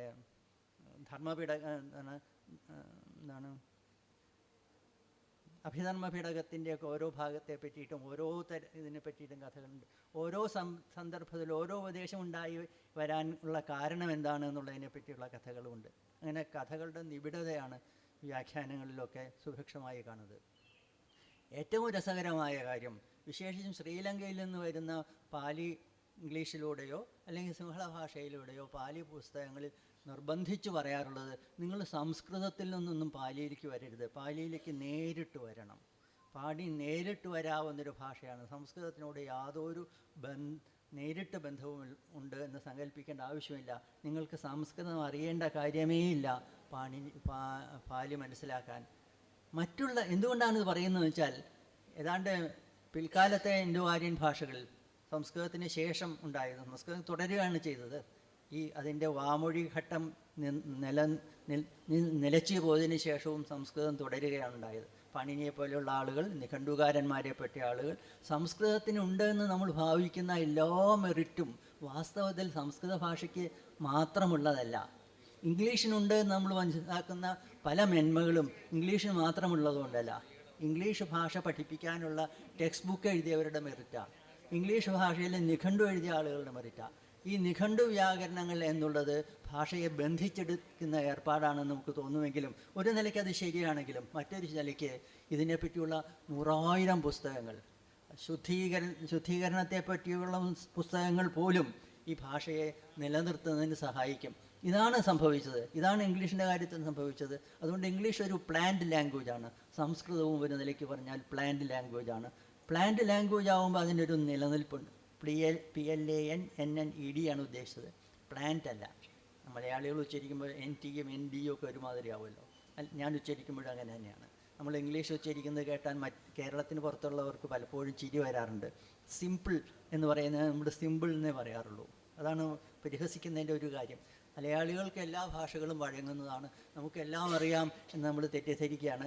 നമ്മുടെ ഇംഗ്ലീഷ് പരിഹാസ വിഷയമാണ് കേരളത്തിന് പുറത്ത് നമ്മൾ ഓർത്തിരിക്കണം. ഇരിക്കട്ടെ, എല്ലാ ഇംഗ്ലീഷും അതെ, എല്ലാ മാതൃഭാഷ അല്ലാത്ത ഭാഷകളും അങ്ങനെ നമ്മൾ നമ്മുടേതാക്കി തീർക്കുമ്പോഴുള്ള പല സ്കാലിത്യങ്ങളുണ്ടാവും. മാതൃഭാഷ ആക്കുമ്പോഴും ചില സ്കാലിത്യങ്ങളുണ്ടാവും. ഇപ്പോൾ നേരത്തെ ഈ ഭാര്യ ഭർത്താവ് എന്നുള്ളതിനെ ഒരു ഭാര്യ ഭർത്താവ് എന്ന് പറയും. ഇങ്ങനെ അതിൻ്റെ നേരെ പരിഹസിക്കുന്നവരെല്ലാം ഭാര്യ ഭർത്താവ് എന്ന് പറഞ്ഞാൽ പരിഹസിക്കാറില്ല. കാരണം തൃശ്ശൂർക്കാരും ഭാര്യ ഭർത്താവ് എന്ന് പറയുന്നവരാണെന്നുള്ളതുകൊണ്ട് തൃശ്ശൂർക്കാരൻ കോട്ടയത്ത് എന്നിട്ട് ഭാര്യ ഭർത്താവ് എന്നുള്ളതിനെ പരിഹസിക്കും. പക്ഷെ തൃശ്ശൂർക്കാരൻ ഭാര്യ ഭർത്താവ് എന്ന് കൂസലില്ലാതെ പറയുകയും കൂസലില്ലാതെ മനസ്സിലാക്കുകയും അതിലൊരു അപകടമുള്ളതായി വിചാരിക്കാതിരിക്കുകയും ചെയ്യുന്നവരാണ്. ഇതാണ് പ്രാദേശിക ഭേദങ്ങളുടെയോ ജാതി ഭേദങ്ങളുടെയോ വിഭാഗങ്ങളുടെയോ അർത്ഥം. ഇത്രയേ ഉള്ളൂ. പക്ഷേ ഇതൊന്നും ശരിതെറ്റുകളുടെ വിഷയമല്ല. ഇതിനപ്പുറം ഒരു ശരിതെറ്റുണ്ട് ഓരോ ഭാഷയ്ക്കും. ആ ശരിതെറ്റുകളാണ് വ്യാകരണത്തിൽ വാസ്തവത്തിൽ മുഖ്യമായ വിഷയം, കേന്ദ്രമായ വിഷയം. നിലവാരപ്പെടുത്തൽ എന്നുള്ളത് അതിൻ്റെ ഒരു വിഷയം മാത്രമാണ്. അതൊരു കോമ്പോസിഷൻ മാനുവലാണ്, കോമ്പോസിഷൻ്റെ വിഷയമാണ്. കോമ്പോസിഷൻ എന്താണ്, ഗ്രാമർ എന്താണ് വേർതിരിച്ചിരിക്കുകയാണ് പല വ്യാകരണകാരന്മാരുടെയും കൂടെ ദോഷം. നമ്മൾ നിലവാരപ്പെട്ട ഭാഷ എഴുതേണ്ട ആവശ്യമുണ്ട്, നിലവാരപ്പെട്ട ഭാഷ നമുക്ക് ഉപയോഗിക്കേണ്ട ആവശ്യമുണ്ട്. നേരത്തെ പറഞ്ഞ മാതിരി ഉദയഭയം പോരാ, അതിന് ഉദകഭകമാണോ ഉദയവ്യയമാണോ എന്ന് തിരിച്ചറിയേണ്ടതുണ്ട്. നിലവാരപ്പെടുത്തൽ ആവശ്യമുണ്ട്. ഈ സംസ്കൃതത്തിൻ്റെ മറ്റ് പ്രാകൃതങ്ങളെ സംബന്ധിച്ചിടത്തോളം ഒക്കെ ട്രാൻസ്ഫറൻസ് ഗ്രാമറാണ്. എന്ന് വെച്ചാൽ സംസ്കൃതം ഇപ്രകാരം ഇരിക്കുന്നു, അതിൽ നിന്ന് ഓരോ പ്രാകൃതവും ഇപ്രകാരം വ്യത്യാസപ്പെട്ടിരിക്കുന്നു. മഹാരാഷ്ട്ര പ്രാകൃതത്തിൻ്റെ വ്യാകരണം എങ്ങനെയാണെന്ന് വെച്ചാൽ മഹാരാഷ്ട്ര പ്രാകൃതം സംസ്കൃതത്തിൽ നിന്ന് ഇന്ന മാതിരി വ്യത്യാസപ്പെട്ടിരിക്കുന്നു എന്നാണ്. നിലവാരപ്പെട്ട ഭാഷയിൽ നിന്ന് കോഴിക്കോടൻ ഭാഷ ഇപ്രകാരത്തിൽ വ്യത്യാസപ്പെട്ടിരിക്കുന്നു എന്ന് പറയുന്നത് പലപ്പോഴും നമ്മൾ അങ്ങനെയാണ് ചെയ്യാറ്. നിലവാരപ്പെട്ട ഭാഷയുടെ നിലവാരപ്പെട്ടത് എന്ന് നിർവചിക്കണം. ഓരോ പ്രത്യേക കാലഘട്ടത്തിലും നിലവാരപ്പെട്ടതായി നിർവചിക്കുന്ന ഭാഷയുടെ നേരെ രണ്ട് വർത്തമാനം പറഞ്ഞാൽ നമ്മൾ വിപ്ലവകാരികളായി എന്നാണ് നമ്മൾ വിചാരം. പക്ഷെ നമ്മളൊക്കെ ചെയ്യുന്നത്, ജീവിക്കുന്നത് ഈ ഡയലക്ട്സ് ആണ്. നമുക്കറിയാം വാസ്തവത്തിൽ നിലവാരപ്പെട്ടതും ഒരു ഡയലക്റ്റ് മാത്രമാണ്, ഒരു ഭാഷാഭേദം മാത്രമാണ്, ഒരു മൊഴിഭേദം മാത്രമാണ്. നിലവാരപ്പെട്ടത് എന്ന് പറയുന്ന മൊഴിഭേദവും മറ്റതിനെ പോലെ ഒരു മൊഴിഭേദം മാത്രമാണ് എന്ന് നമുക്കറിയാമെങ്കിലും നാം എപ്പോഴും നിലവാരപ്പെട്ടതിനെ അടിസ്ഥാനപ്പെടുത്തി അതിൽ നിന്നുള്ള വേരിയേഷൻ, അതിൽ നിന്ന് വ്യത്യാസം എന്ന തരത്തിൽ ഇതേമാതിരിയാണ് എല്ലാ പ്രാകൃതങ്ങളുടെയും നിലവിലുള്ള വ്യാകരണങ്ങൾ. എല്ലാ പ്രാകൃതങ്ങളുടെയും വ്യാകരണങ്ങൾ സംസ്കൃതത്തിൽ രചിച്ചവയാണ്. മഹാരാഷ്ട്ര പ്രാകൃതത്തിൻ്റെ ആയാലും ശൗരസൈനികയിലായാലും മറ്റേതിൻ്റേതായാലും പ്രാകൃത പ്രകാശം എന്ന പുസ്തകം തന്നെ, വിവിധ പ്രാകൃതങ്ങളെ പറ്റി പറഞ്ഞിട്ടുള്ള പ്രാകൃത പ്രകാശം എന്ന പുസ്തകം തന്നെ സംസ്കൃതത്തിൽ രചിച്ചിട്ടുള്ളതാണ്. എന്നിട്ട് ഓരോ പ്രാകൃതങ്ങളുള്ള വ്യത്യാസങ്ങളെ പറ്റി വിശദീകരിക്കും. അത് വാസ്തവത്തിലുള്ളതാണോ അതോ കവികൾ ഉണ്ടാക്കിയതാണോ, ഈ പ്രാകൃതങ്ങളൊക്കെ വാസ്തവത്തിൽ വാമൊഴികളായിരുന്നതാണോ അത് കവികളുടെ ആവശ്യത്തിന് വേണ്ടി നിർമ്മിച്ചെടുത്തതാണോ എന്നുള്ളത് വേറെ വിഷയം. അതിനെപ്പറ്റിയുള്ള തർക്കവിതർക്കങ്ങളിലേക്ക് ഞാൻ തൽക്കാലം കയറുന്നില്ല. പക്ഷേ പാലി അങ്ങനെയല്ല. ആദ്യകാലം മുതലേ കച്ചായണം, കാത്യായനൻ എന്നൊരു മഹർഷി എഴുതിയ കച്ചായണം വ്യാകരണം ഉൾപ്പെടെ എല്ലാം തന്നെ സ്വതന്ത്ര വ്യാകരണങ്ങളാണ്. പാലിയുടെ സ്വഭാവം ഇന്നതാണ്, പാലിയിലെ വർണ്ണങ്ങൾ ഇന്നവ, ആ വർണ്ണങ്ങളുടെ ചേരുവകൾ ഇന്നതൊക്കെ എന്ന്. അനുസ്വാര വിസർഗങ്ങളൊന്നുമില്ല. അനുസ്വാരമുണ്ട്, വിസർഗമില്ല. അനുസ്വാരത്തിന് നിഗഹീതം എന്നാണ് പാലിയിൽ പേര്, വിസർഗമില്ല. ഇത് ദുഃഖം എന്നുള്ളതിന് ദുഃഖം എന്ന് എഴുതിയാൽ ഏതോ ഒരു ആകാശം ഇടിഞ്ഞു വീണു എന്നാണ് നമ്മുടെ ചില ആളുകൾ വിചാരിക്കുന്നത്. ദുഃഖം എന്നത് പാലിയിൽ നിന്നുള്ള തദ്ഭവമാണെന്ന് എടുത്താൽ മതി എടുക്കണമെങ്കിൽ. ദുഃഖം എന്നുള്ളത് ദുഃഖം എന്ന് എഴുതിയാൽ മതി എന്നുള്ളത് നമ്മുടെ ഉച്ചാരണത്തെ പ്രമാണമാക്കിയിട്ടുള്ള അടിസ്ഥാനം, നമ്മുടെ ദുഃഖം എന്നുള്ള വിസർഗമിട്ടേ എഴുതാവൂ എന്നുള്ളത് സംസ്കൃതത്തിൻ്റെ ഏർപ്പാടാണ്. അത് നിർബന്ധമൊന്നുമില്ല. ഒരു കാലത്ത് നമ്മൾ ദുഃഖം എന്ന് എഴുതിയാൽ മതി എന്ന് തീരുമാനിച്ചാൽ ഒരു കുഴപ്പവുമില്ല. നമ്മൾ പലതും ലിപി വിന്യാസത്തിൽ അങ്ങനെ മാറ്റങ്ങൾ വരുത്തിയിട്ടുണ്ട്. കൗതുകം എന്നുള്ളതിന് ആദ്യം പുള്ളിയിട്ട് പിന്നെ കാ എഴുതിയിട്ട് അതിൻ്റെ ചിഹ്നം കൊടുക്കുക എന്നായിരുന്നു പണ്ട്. ആദ്യത്തെ പുള്ളി വേണ്ടാന്ന് വെച്ചു. ഇകാരത്തിൻ്റെ ദീർഘത്തിന് 3 കുത്തിടുക എന്ന ഏർപ്പാടായിരുന്നു. 3 കുത്തിൻ്റെ നടുവിൽ ദീർഘം, ആ ദീർഘം നടുവിലാക്കി വെച്ച് 2 കുത്ത് 2 വശത്തും എന്നതായിരുന്നു അച്ചടി തുടങ്ങുമ്പോഴുള്ള ഏർപ്പാട്. 3 കുത്താണ് ഹ്രസ്വമായ ഇകാരം. ദീർഘമായ ഇകാരം എന്നുള്ളതിന് നടുവിൽ ദീർഘം വയ്ക്കുക എന്നതാണ്. ആ ദീർഘത്തിന് പകരം രാ വച്ചു, 2 കുത്തും 2 വശത്തിടും. ഇതത്രയേ ഉള്ളൂ. വാസ്തവത്തിൽ എല്ലാ ഭാഷയുടെയും ശുദ്ധിയെ സംബന്ധിച്ചിടത്തോളമുള്ള സങ്കല്പം ഇത്രയേ ഉള്ളൂ. നമ്മൾ ആരോപിക്കുകയാണ്, സൗകര്യത്തിന് വേണ്ടിയാണ്. ആ സൗകര്യം ആവശ്യമാണ്, അതിന് നിർവചിക്കേണ്ടതാണ്. മറ്റുള്ളതെല്ലാം അതിൻ്റെ അടിസ്ഥാനപ്പെടുത്തി പറയുകയാണ് എളുപ്പം. അല്ലാണ്ട് ഓരോ ഡയലക്റ്റിനും ഗ്രാമർ എഴുതുന്നത് ഒരുപക്ഷെ PhD കിട്ടാൻ സൗകര്യമുള്ള ഏർപ്പാടായിരിക്കും, അല്ലാതെ പ്രയോജനമുള്ള ഏർപ്പാടല്ല. ഇത് പണ്ടേ നമ്മുടെ ആളുകൾ അറിയാമായിരുന്നു. അതുകൊണ്ട് സംസ്കൃതത്തിൽ നിന്ന് ഓരോ പ്രാകൃതങ്ങളും ഇപ്രകാരം എല്ലാം വ്യത്യാസപ്പെട്ടിരിക്കുന്നു എന്ന നിലയ്ക്കാണ് അവർ പറഞ്ഞിട്ടുള്ളത്. അങ്ങനെ അല്ലാത്ത വ്യാകരണം നേരത്തെ പറഞ്ഞതുപോലെ കച്ചായണൻ പറഞ്ഞതിൻ്റെ കാലം മുതലേയുള്ള പാലി വ്യാകരണമാണ്. പക്ഷേ ശ്രീലങ്കയിലുള്ളവർക്ക് നിർബന്ധമാണ്. മറ്റു പലരും, ഇന്ത്യയിലുള്ള പലരും ദേവനാഗരി ലിപിയിൽ തന്നെയാണ് പാലി അച്ചടിക്കുന്നത്. ശ്രീലങ്കയിലുള്ളവർ ശ്രീലങ്കൻ ലിപിയിലോ അല്ലെങ്കിൽ റോമൻ ട്രാൻസ്ലിറ്ററേഷനിലോ മാത്രമേ പാലി ഗ്രാമർ എഴുതാറുള്ളൂ. എന്നിട്ട് അവരെന്ത് ചെയ്യും? ഇത് സംസ്കൃതത്തിന് യാതൊരു ബന്ധമില്ല, ഈ സിദ്ധരൂപാവലി ഒന്നും നിങ്ങൾ പഠിക്കേണ്ട യാതൊരു ആവശ്യമില്ല, പക്ഷേ രാമം രാമവും എന്നൊക്കെയാണെന്ന് മനസ്സിലാക്കിയിരിക്കണമെന്ന് മാത്രം. അത് രൂപാവലിയാണ്, പാലിയിലെ രൂപാവലിയാണെന്ന് മാത്രം. രാമേണ എന്നുള്ളതിന് പകരം രാമസ എന്ന് പറഞ്ഞാലും മതി. രാമസ്യ എന്നുള്ളതിനും രാമായ എന്നതിനും രാമസ എന്ന് പറഞ്ഞാൽ മതി. രാമേണ എന്നതിനും രാമസ എന്ന് പറഞ്ഞാൽ മതി. രാമേ എന്നുള്ളത് ഇതാണ് അതിൻ്റെ ബഹുവചനം. രാമേഷു, രാമേസു എന്നാണ് എന്നൊക്കെയുള്ള രൂപങ്ങൾ പഠിപ്പിക്കും. ഇതൊന്നും സംസ്കൃതത്തിലെ സിദ്ധരൂപാവലി അല്ല എന്ന് പറയും. ദുശാഠ്യമാണ്.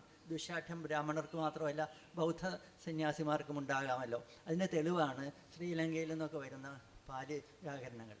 പക്ഷെ അവരുടെ അനുബന്ധമായി കൊടുക്കുന്ന ധാതുരൂപങ്ങളുണ്ടല്ലോ, അത് പാണിനിയുടെ ധാതുപാഠം കൊടുത്തതിന് ശേഷം അതിൽ ഇന്നന്ന വ്യത്യാസം വരും.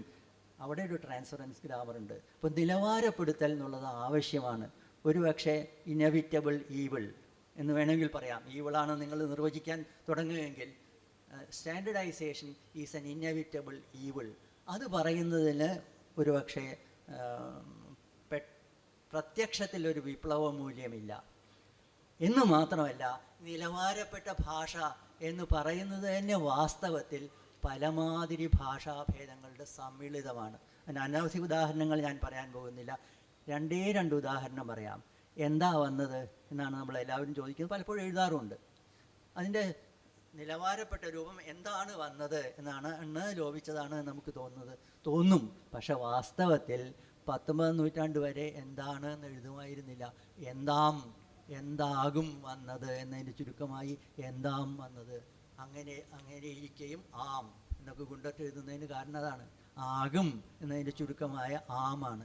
വർത്തമാനകാലം കാണിക്കാനും ആകും മതിയായിരുന്നു. ഭാവികാലം കൊണ്ട് വർത്തമാനകാലം സൂചിപ്പിക്കുന്ന ഏർപ്പാടുണ്ടായിരുന്നു.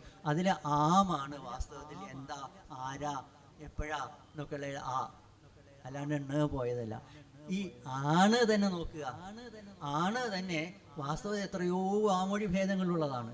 ചിലയിടത്ത് ആന്നു, ചിലയിടത്ത് ആന്ന്, ചിലയിടത്ത് ചിലയിടത്ത് ആണ്. ഈ ആണ് എന്നുള്ളത് വരണ്, പോണ്, ഇരിക്കണ് തുടങ്ങിയ വകുപ്പിൽപ്പെട്ടതാ. ആ ഭാഷാഭേദത്തിൻ്റെ വകുപ്പിൽപ്പെട്ടതാ. വരണ്, ഇരിക്കണ്, നോക്കണ്, കാണണ്, എല്ലാവരും ചൊല്ലണ് എന്നൊക്കെയുള്ള നോൺ സ്റ്റാൻഡേർഡാണ്. അതൊക്കെ വേണമെങ്കിൽ വൈചിത്രത്തിന് വേണ്ടി, പാട്ടിൻ്റെ ഒക്കെ വൈചിത്രത്തിന് വേണ്ടിയാകാം. നമ്മൾ എല്ലാവരും ചൊല്ലണ് എന്നുള്ളതിൻ്റെ അർത്ഥം പറയുമ്പോഴെന്ന് എല്ലാവരും ചൊല്ലുന്നു എന്ന് ചതുരവടിവിലാക്കി പറയും എന്നാണ് വൈപ്പ്. ഈ ചൊല്ലണ് എന്നുള്ളതിൻ്റെ വകുപ്പിൽപ്പെട്ടതാ ആണ്. അബ്സല്യൂട്ട് നോൺ സ്റ്റാൻഡേർഡാണ് ആണ്. അതാണ് നമ്മൾ വളരെ കാര്യമായി വരമൊഴിയിൽ സ്വീകരിച്ചിരിക്കുന്നത്. ആന്നു സ്വീകരിച്ചിട്ടില്ല. ആന്നുമാണ് വാസ്തവം പറഞ്ഞാൽ ആകുന്നു എന്നുള്ളതിനോട് കൂടുതൽ എടുത്തത്. ആന്നു സ്വീകരിച്ചിട്ടില്ല, ആന്ന് സ്വീകരിച്ചില്ല, ആണാണ് സ്വീകരിച്ചത്. ഈ ആണ് എന്നുള്ളത് അത്യന്തം എന്താണ്, നോൺ സ്റ്റാൻഡേർഡ് ആണ്. നോൺ സ്റ്റാൻഡേർഡ് എന്നൊക്കെ നോൺ എന്നൊക്കെയുള്ള വിത്തിൻ കൊട്ടേഷൻ തന്നെ ഇടാം. കാരണം എല്ലാ happens that something is standard and something is known standard, അത്രയേ ഉള്ളൂ. ഇതേപോലെ അനവധി ഭാഷാഭേദങ്ങളുടെ സമ്മിളിതമാണ്. എന്നെ കാട്ടിലും എന്ന് പറഞ്ഞാൽ മോശ, എന്നെ കാളും എന്ന് പറയുന്നതാണ് നിലവാരപ്പെട്ട രൂപം എന്നാണ്. പക്ഷെ കാട്ടിലും എന്നുള്ളത് വാമൊഴിയിൽ ചുരുങ്ങിയതാണ്. കാളും എന്നൊന്നും നമ്മൾ 14-ാം നൂറ്റാണ്ടിൽ കാണുന്നതേയില്ല. അതിനേക്കാളും ഇതിനേക്കാളും എന്നുള്ള രൂപങ്ങളൊക്കെ ഒരുപക്ഷെ നമ്മുടെ കവിതയിൽ കാണുന്നത് 19-ാം നൂറ്റാണ്ടിന് ശേഷമായിരിക്കും. കുഞ്ചൻ നമ്പ്യാർ പോലും കാട്ടിലും എന്നാണ്. കാട്ടിലും കായിലും, കാൺകിലുമാണ് കായിലും, കാട്ടിലും കാൺകിലും എന്നാണ് താരതമ്യം കാണിക്കാൻ. കൃത്യമാണ് അതിൻ്റെ അർത്ഥം. രാമനെക്കാട്ടിലും നല്ലത് കൃഷ്ണൻ. രാമനെ എടുത്ത് ഉദാഹരണമായി കാണിച്ചാൽ പോലും even if you show Rama അർത്ഥം, രാമം ദർശയിത്വാവി എന്നാണ് അർത്ഥം. രാമനെ കാണിക്കുകയാണെങ്കിലും കൃഷ്ണൻ നല്ലത് എന്നാണ് താരതമ്യ അർത്ഥം. അങ്ങനെയാണ് കിട്ടുന്നത്. അതെന്ത് ചെയ്തു? കാൾ എന്നുള്ളൊരു പ്രത്യേക മാതിരിയായി തീർന്നു. ഇങ്ങനെ പലതും വാസ്തവത്തിൽ ക്രമമായ ക്രിയാരൂപങ്ങളിൽ നിന്ന്, നാമരൂപങ്ങളിൽ നിന്ന് പ്രത്യയങ്ങളായി തീരുന്നത് വാമൊഴിയുടെ ഏർപ്പാടാണ്. ഈ വാമൊഴിയുടെ ഏർപ്പാടാണ് നമ്മുടെ നിലവാരപ്പെട്ട മലയാളത്തിലായിരുന്നത്. വാമൊഴിയായ ഒരു പ്രീ മലയാളത്തിൽ നിന്ന്, അല്ലെങ്കിൽ പൂർവ്വ മലയാളത്തിൽ നിന്ന്, അത് വളരെ തമിഴിനോട് അടുത്തതാണ്, അതിൽ നിന്നുണ്ടായി വന്നതാണ് നമ്മുടെ മലയാളം പോലും. എങ്ങനെ മരങ്ങൾ എന്നും പറയുന്നത് വാമൊഴിയുടെ മാറ്റമാണ്. ആ വാമൊഴിയുടെ മാറ്റം സാർവത്രികമായി നാം വരമൊഴിയിലേക്ക് സ്വീകരിച്ചു. ഏതാണ്ട് ചിലപ്പതികാരത്തിൻ്റെ കാലത്ത് മുതൽ 5 ഉണ്ട്. 5 ആയൻ എന്നുള്ളതിൻ്റെ സ്ത്രീലിംഗമായി ആച്ചി എന്നൊക്കെയുള്ള ചിലപ്പതികാരത്തിൻ്റെ കാലത്തുണ്ട്. തമിഴന്മാർ സ്വീകരിക്കില്ല. തമിഴന്മാർ ഐന്ത് എന്ന്. പക്ഷെ അവർ സാധാരണ രീതിയിൽ പല ചൊല്ലി പഠിക്കുമ്പോൾ ഒരു 5 2 10 തന്നെയാണ് നമ്മുടെ മാതിരി തന്നെയാണ് ചൊല്ലി പഠിക്കുന്നത്. അതുകൊണ്ട് വാമൊഴി തമിഴും വരമൊഴി തമിഴും 2 താരതമ്യപ്പെടുത്താവുന്ന സമാന്തരമായ ഭാഷകളായി തീർന്നിരിക്കുമ്പോൾ നാം വളരെ വലിയൊരളവിൽ വാമൊഴിയെ സ്വീകരിച്ചു. ഈ വാമൊഴിയെ സ്വീകരിച്ച് നിലവാരപ്പെടുത്തുക എന്നുള്ളതാണ് മലയാളത്തിൻ്റെ ഏർപ്പാട്. അതോടൊപ്പം തന്നെ അന്യഭാഷകളിലെ പദങ്ങൾ സ്വീകരിക്കുക എന്ന മണിപ്രവാളത്വവും അടിസ്ഥാനപരമായി മലയാളത്തിൻ്റെ സ്വഭാവമാണ്. അതിൻ്റെ നേരെയൊന്നും നമ്മൾ ഒരു തരം രോഷവും കാണിച്ചിട്ട് കാര്യമില്ല. നേരത്തെ പറഞ്ഞതുപോലെ ഒന്നുകൂടി പറയാം, നിലവാരപ്പെട്ടതല്ല അശുദ്ധമായ ഭാഷ, നിലവാരപ്പെടാത്തതല്ല അശുദ്ധമായ ഭാഷ. നിലവാരപ്പെട്ടത് എന്നത് നമുക്ക് താൽക്കാലികമായ ആവശ്യത്തിന് നിർവഹിക്കുന്നതിന് വേണ്ടി നമ്മൾ കണ്ടുപിടിച്ച ഒരു ഏർപ്പാടാണ്. ലോകത്തെ എല്ലാ ഭാഷകളിലുമുണ്ട്. അതും മാറിക്കൊണ്ടിരിക്കണം. എത്രത്തോളമാണ് വാമൊഴിയിലേക്ക് അല്ലെങ്കിൽ വാമൊഴി വരമൊഴിയിലേക്ക് കയറുന്നത് എന്നുള്ളത് നമ്മുടെ വിദ്യാഭ്യാസത്തിൻ്റെ പശ്ചാത്തലത്തിലേക്കും പലപ്പോഴും കവികളുടെ, സാഹിത്യകാരന്മാരുടെ പ്രയത്നം കൊണ്ടാണ് വാമൊഴിക്ക് സ്വീകാര്യത ഉണ്ടായിത്തീരുന്നത്. ഓരോ കവികളുടെ പേരിലാണ് പലപ്പോഴും ഓരോ പ്രാകൃതങ്ങൾ അറിയപ്പെടുന്നത്. ആ കവികളാണ് പ്രധാനപ്പെട്ട ആ പ്രാകൃത ഭാഷകളിലെ കവികളായിത്തീരുന്നത്. അതുകൊണ്ട് നാം വാമൊഴി അങ്ങനെ വരമൊഴിയിലേക്ക് കടന്നു വന്നാൽ നമ്മൾ എന്തു പറയും? ഭാഷ ഭിന്നപ്പെട്ടു, ഭാഷ ഭേദമായി, വേറൊരു ഭാഷയായി എന്നാണ്. ലക്ഷദ്വീപിലെ ഭാഷയ്ക്ക് വാസ്തവത്തിൽ വ്യത്യസ്തമായ ഭാഷയായിരിക്കാനുള്ള എല്ലാ സ്വഭാവവും ഉണ്ട്. പക്ഷെ അവർ എഴുതുമ്പോൾ നമ്മുടെ മാതിരി എഴുതുന്നു എന്നേ ഉള്ളൂ. ഒരു നിലയ്ക്ക് പറഞ്ഞാൽ നമ്മുടെ ഭാഷാ കോളനിയാണ് ലക്ഷദ്വീപ്. ആ സ്ഥിതി പോലും ഇപ്പോൾ നമ്മുടെ ഗവൺമെൻറ് ഭേദമാണ് എന്നുള്ളത് വേറെ ഇരിക്കട്ടെ. പക്ഷേ നമ്മുടെ ഒരു കോളനിയാണ്. അത് വേണമെങ്കിൽ സ്വാതന്ത്ര്യം പ്രഖ്യാപിക്കാം. ഇങ്ങനെ മലയാളം തമിഴിൻ്റെ ഒരു കോളനിയായിരുന്നു. നമ്മൾ സ്വാതന്ത്ര്യം പ്രഖ്യാപിക്കേണ്ടത്. സ്വാതന്ത്ര്യം പ്രഖ്യാപിച്ചത് വാമൊഴികളുടെ സമ്മിളിതം കൊണ്ടാണ്. വാമൊഴികൾക്ക് പ്രാധാന്യമുണ്ട്, വരമൊഴിക്കും പ്രാധാന്യമുണ്ട്. സാധുത എന്നത് അതിൽ നിന്ന് ഭിന്നമായ ഒരു സങ്കല്പമാണ്. ആയിരിക്കണം. അതുകൊണ്ട് ഗ്രാമറും കോമ്പസിഷനും വേർതിരിച്ച് പറയുക തന്നെ വേണം എന്ന നിലയ്ക്കാണ് നമ്മൾ ഭാഷാഭേദങ്ങളെ കാണേണ്ടത് എന്ന് പറഞ്ഞുകൊണ്ട് ഞാൻ നിർത്തട്ടെ. രണ്ട് തരത്തിലുള്ള സമീപനങ്ങൾ നമ്മൾ കേട്ടു. പൊതുപ്രവർത്തകനായ ഭാഷാധ്യാപകൻ എഴുത്തുകാരൻ എന്ന നിലക്കാണ് ഡോക്ടർ കാവുമ്പായി ബാലകൃഷ്ണൻ മാഷ് സംസാരിച്ചത്. ലിംഗ്വിസ്റ്റിക്സ് തന്നെ തൻ്റെ ദർശനവും തൊഴിലും ലോകവീക്ഷണവും ഒക്കെ ആക്കി മാറ്റിയ ആളാണ് വേണുഗോപാൽ പണിക്കർ സാറ്. അദ്ദേഹം ആ നിലക്കും സംസാരിച്ചു. ഇനി നമുക്ക് കേൾക്കാനുള്ളത് ലതാലക്ഷ്മിയെയാണ്. പെൺമലയാളം എന്നുള്ള പ്രയോഗം നമുക്കുണ്ട്. അത് മോശം അർത്ഥത്തിലല്ല നമ്മൾ തീർച്ചയായിട്ടും ഒരു കാലത്ത് ഉപയോഗിക്കേണ്ടത്. അപ്പോൾ ലതാലക്ഷ്മിയെ നമ്മൾക്ക് ശ്രദ്ധിക്കാം. നമസ്കാരം. വേദിയിലെ പ്രമുഖരായ എഴുത്തുകാരും സദസ്സിനെ ധന്യമാക്കുന്ന സമ്മിശ്രമായ പ്രായത്തിൻ്റെയും അനുഭവങ്ങളുടെയും ഇത്ര സമൃദ്ധമായ ഒരു പങ്കാളിത്തം അനുഭവിക്കാൻ സത്യത്തിൽ ഈ അടുത്തൊന്നും സാധിച്ചിട്ടില്ല. സാധാരണ വേദി നിറയുകയും സദസ്സ് ശുഷ്കമാകുകയും ചെയ്യുന്ന കൊച്ചി പോലുള്ള നഗരത്തിൽ നിന്നാണ് ഞാൻ വരുന്നത്. നമ്മൾ സംസാരിക്കുന്ന വിഷയം മൊഴി ഭേദങ്ങളെക്കുറിച്ചാണ്. സത്യത്തിൽ ഉച്ചാരണ ഭേദങ്ങളെക്കുറിച്ചാണോ മൊഴി ഭേദങ്ങളെക്കുറിച്ചാണോ നമ്മൾ സംസാരിക്കേണ്ടത്, പകരം രണ്ടും ചേർത്താണോ സംസാരിക്കേണ്ടത് എന്നൊക്കെയുള്ള കാര്യങ്ങൾ നമ്മുടെ ഇടപെടലുകളിൽ ഇതിന് ശേഷമുള്ള ഇൻട്രാക്ഷനിൽ നമുക്ക് കൂടുതൽ സംസാരിക്കാൻ സാധിക്കുമെന്ന് ഞാൻ വിചാരിക്കുന്നു. സാർവദേശീയ സാഹിത്യോത്സവത്തിൽ പങ്കെടുക്കാൻ സാധിച്ചതിൽ വളരെയധികം സന്തോഷിക്കുന്നു. കേരള സാഹിത്യ അക്കാദമി എന്നെ ക്ഷണിച്ചതിൽ അഭിമാനവും നന്ദിയും അറിയിക്കുകയും ചെയ്യുന്നു.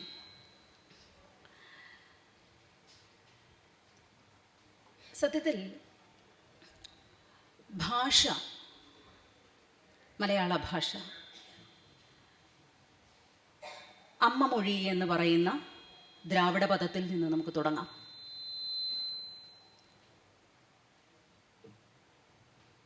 എങ്ങനെയാണ് നമ്മളുടെ ഭാഷ ഇത്ര സമ്പുഷ്ടമായത്, ഇത്രമാത്രം സമ്പന്നമായത് എന്നുള്ളതിനെക്കുറിച്ച് അറിയണം എങ്കിൽ ഏറ്റവും പുതിയ ശബ്ദധാരാവലിയോ നിഘണ്ടുവോ നമ്മൾ പരിശോധിക്കേണ്ടതുണ്ട്. ഞാൻ 22 വർഷം അധ്യാപികയായിരുന്നു. അക്ഷരത്തെറ്റിന് മാർക്ക് ധാരാളമായി കൊടുത്ത ഒരു ടീച്ചറായിരുന്നു. അത് നിലനിൽപ്പിൻ്റെ വിഷയമാണ്. ഇന്ന് ഞാൻ ആ സ്ഥാപനത്തിൽ നിന്ന് ഇറങ്ങിയതുകൊണ്ട് എനിക്ക് ഭാഷയെപ്പറ്റി കൂടുതൽ ശുദ്ധമായി നിങ്ങളോട് സംസാരിക്കാൻ സാധിക്കും എന്ന് ഞാൻ വിചാരിക്കുന്നു. അക്ഷരത്തെറ്റിന് മാർക്ക് കൊടുക്കുക എന്ന് പറയുന്നത് നമ്മുടെ എക്സിസ്റ്റൻസിൻ്റെ പ്രശ്നം ആയിരുന്നു. ഈ അടുത്ത് ഞാൻ നിഘണ്ടു പരിശോധിച്ചപ്പോൾ അതിൽ നമ്മൾ സാധാരണ ഉപയോഗിക്കാറുള്ള ചില വാക്കുകൾ, കൂതറ, അടിപൊളി പോലുള്ള പദങ്ങൾ ഈ ഡിക്ഷണറിയിൽ സ്ഥാനം പിടിച്ചിരിക്കുന്നത് ഞാൻ കണ്ടു. അപ്പോൾ എനിക്ക് മനസ്സിലായ ഒരു കാര്യം, എല്ലാ കാലത്തും ഭാഷയെ, ഏത് ഭാഷയെയും ഏറ്റെടുക്കാൻ പാകത്തിൽ എത്രമാത്രം വിശാലമാണ് നമ്മുടെ സംസ്കാരം എന്നുള്ളതാണ് ഭാഷയുടെ സംസ്കാരം. ഓരോ ആളുകളുടെയും കാഴ്ചപ്പാടിൻ്റെ പ്രശ്നമല്ല, സമൂഹത്തിൻ്റെ കാഴ്ചപ്പാടിൻ്റെ പ്രശ്നമല്ല. ഭാഷ എന്ന് പറയുന്നത് അനുനിമിഷം നവീകരിക്കുകയും ശുദ്ധീകരിക്കുകയും ചെയ്തുകൊണ്ടിരിക്കുന്നു എന്നുള്ളത് തന്നെയാണ് അതിൻ്റെ വാസ്തവം. ഒരു ചെറിയ ഉദാഹരണം പറഞ്ഞാൽ, ആംഗലേയ ഭാഷയിൽ നിന്ന് നമ്മൾ ഏറ്റവും ഗംഭീരമാണെന്ന് പറയുന്ന പല വാക്കുകളും, മദർ, മാതാ എന്നുള്ള പദം, ഫാദർ, പിതാവ് എന്ന് പറയുന്ന പദത്തിൽ നിന്ന് വരും. ഭ്രാതാവ്, ബ്രദർ എന്ന് പറയുന്നു. താരകം, സ്റ്റാർ, താർ, സ്റ്റാർ. അങ്ങനെ തുടങ്ങി ഏതെല്ലാം ഭാഷയിൽ നിന്നാണ് നമ്മളുടെ മലയാളം ഇത്രമാത്രം ശ്രേഷ്ഠമായത്. ശ്രേഷ്ഠം എന്നുള്ള പദം തന്നെ സംസ്കൃതം. അപ്പൊ നമ്മളുടെ ഒരു എഴുത്തുകാരി എന്നുള്ള നിലയിൽ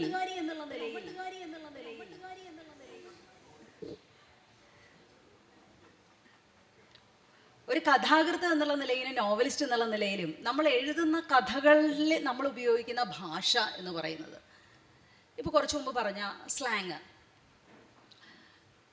അല്ലെങ്കിൽ നമ്മളെങ്ങനെ ഡയലോഗിലൂടെയാണല്ലോ പലപ്പോഴും നമ്മൾക്ക് ഈ അമ്മ മൊഴിയെ കൊണ്ടുവരാൻ സാധിക്കുക. ഇപ്പം അമ്മ മൊഴി എന്ന് പറയുന്ന, അല്ലെങ്കിൽ നാടൻ ശീലുകൾ, അല്ലെങ്കിൽ ഒരു ദേശ സംസ്കാരത്തിൻ്റെ നാട്ടുവർത്തമാനത്തിൻ്റെ സ്പർശമുള്ള ഭാഷ, മൊഴി നമ്മൾ ഉപയോഗിക്കാൻ നമുക്ക് അങ്ങനെ പൂർണ്ണമായും ഉപയോഗിച്ചുകൊണ്ട് ഒരു കവിത നമുക്ക് സത്യത്തിൽ വന്നിട്ടില്ല എന്ന് എനിക്ക് തോന്നുന്നു.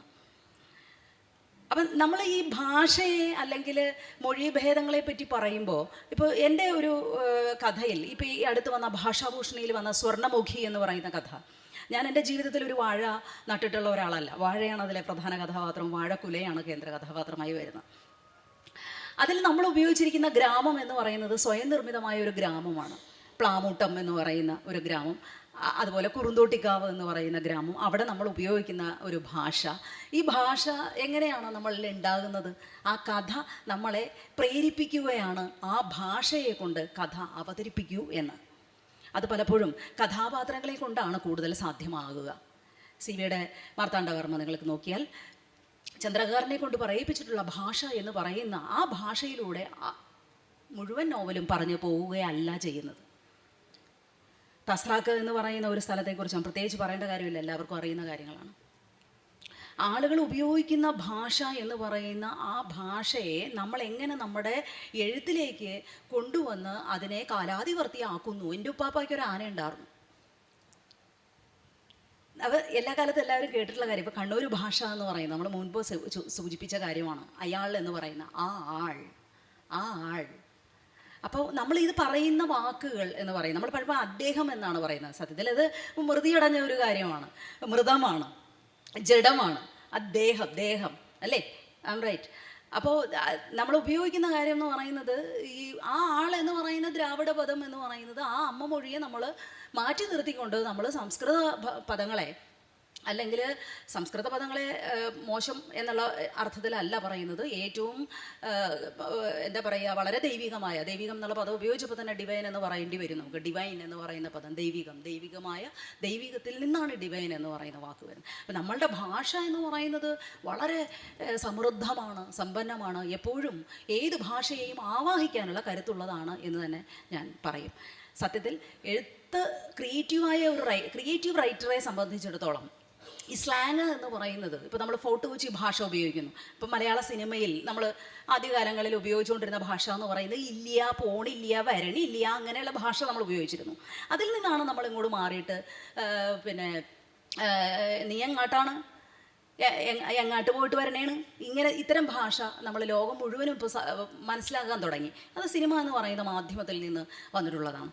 അത് ചാക്യാർ കൂത്തായിക്കൊള്ളട്ടെ, ഓട്ടംതുള്ളലായിക്കൊള്ളട്ടെ, അതുപോലെ സർപ്പം പാട്ടായിക്കൊള്ളട്ടെ, അതുപോലെ കാക്കാരശ്ശി നാടകമായിക്കൊള്ളട്ടെ, പൊറാട്ട് നാടകങ്ങളായിക്കൊള്ളട്ടെ, നമ്മുടെ ഭാഷ എന്ന് പറയുന്നതിനെ അനുനിമിഷം ഓരോ തലമുറയെയും സംവേദിക്കാൻ പാകത്തിന് എപ്പോഴും നവീകരിച്ചുകൊണ്ടിരിക്കുന്നു.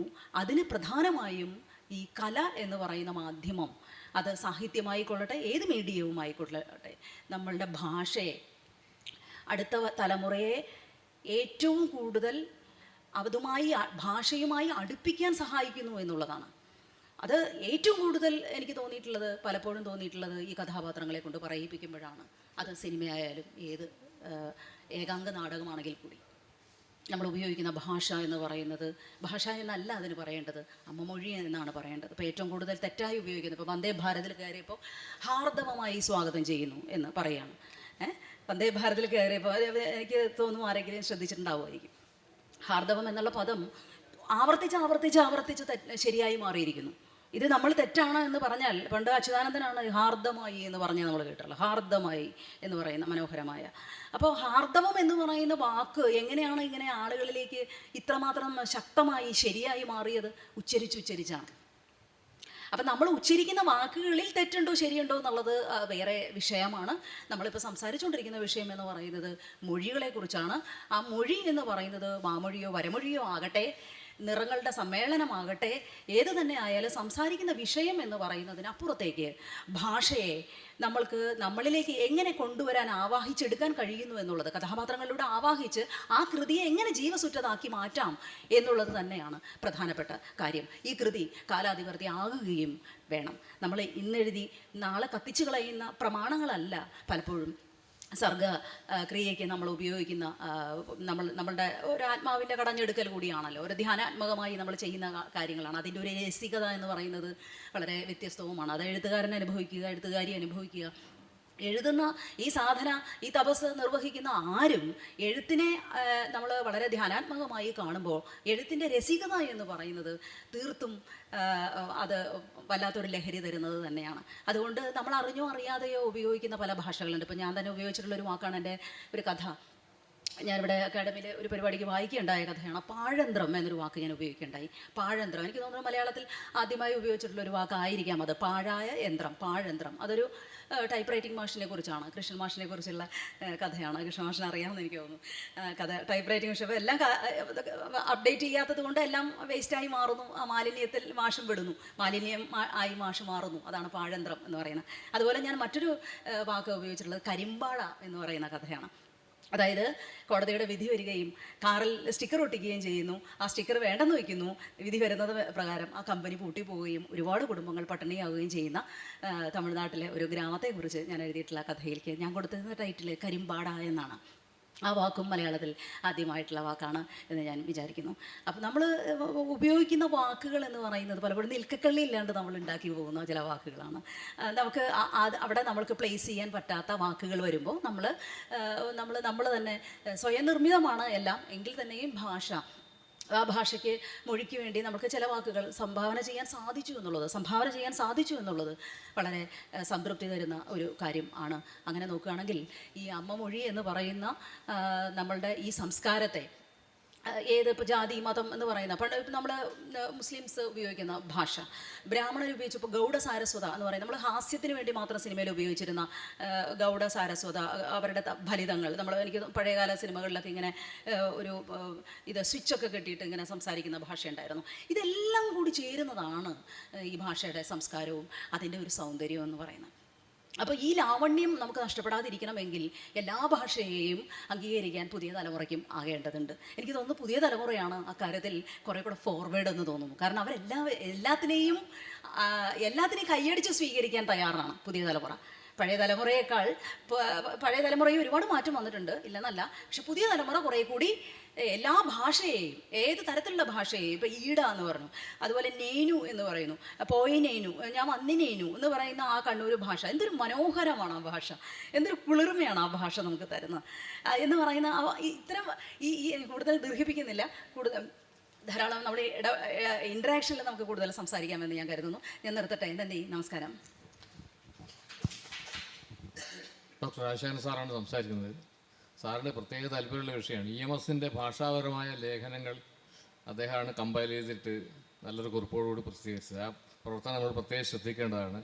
രാജശേഖരൻ സാറിനെ സംസാരിക്കാൻ ക്ഷണിക്കുന്നു. പ്രിയമുള്ളവരെ, ഇവിടെ എന്നെ ഇതിലേക്ക് സംസാരിക്കാൻ ക്ഷണിച്ചപ്പോൾ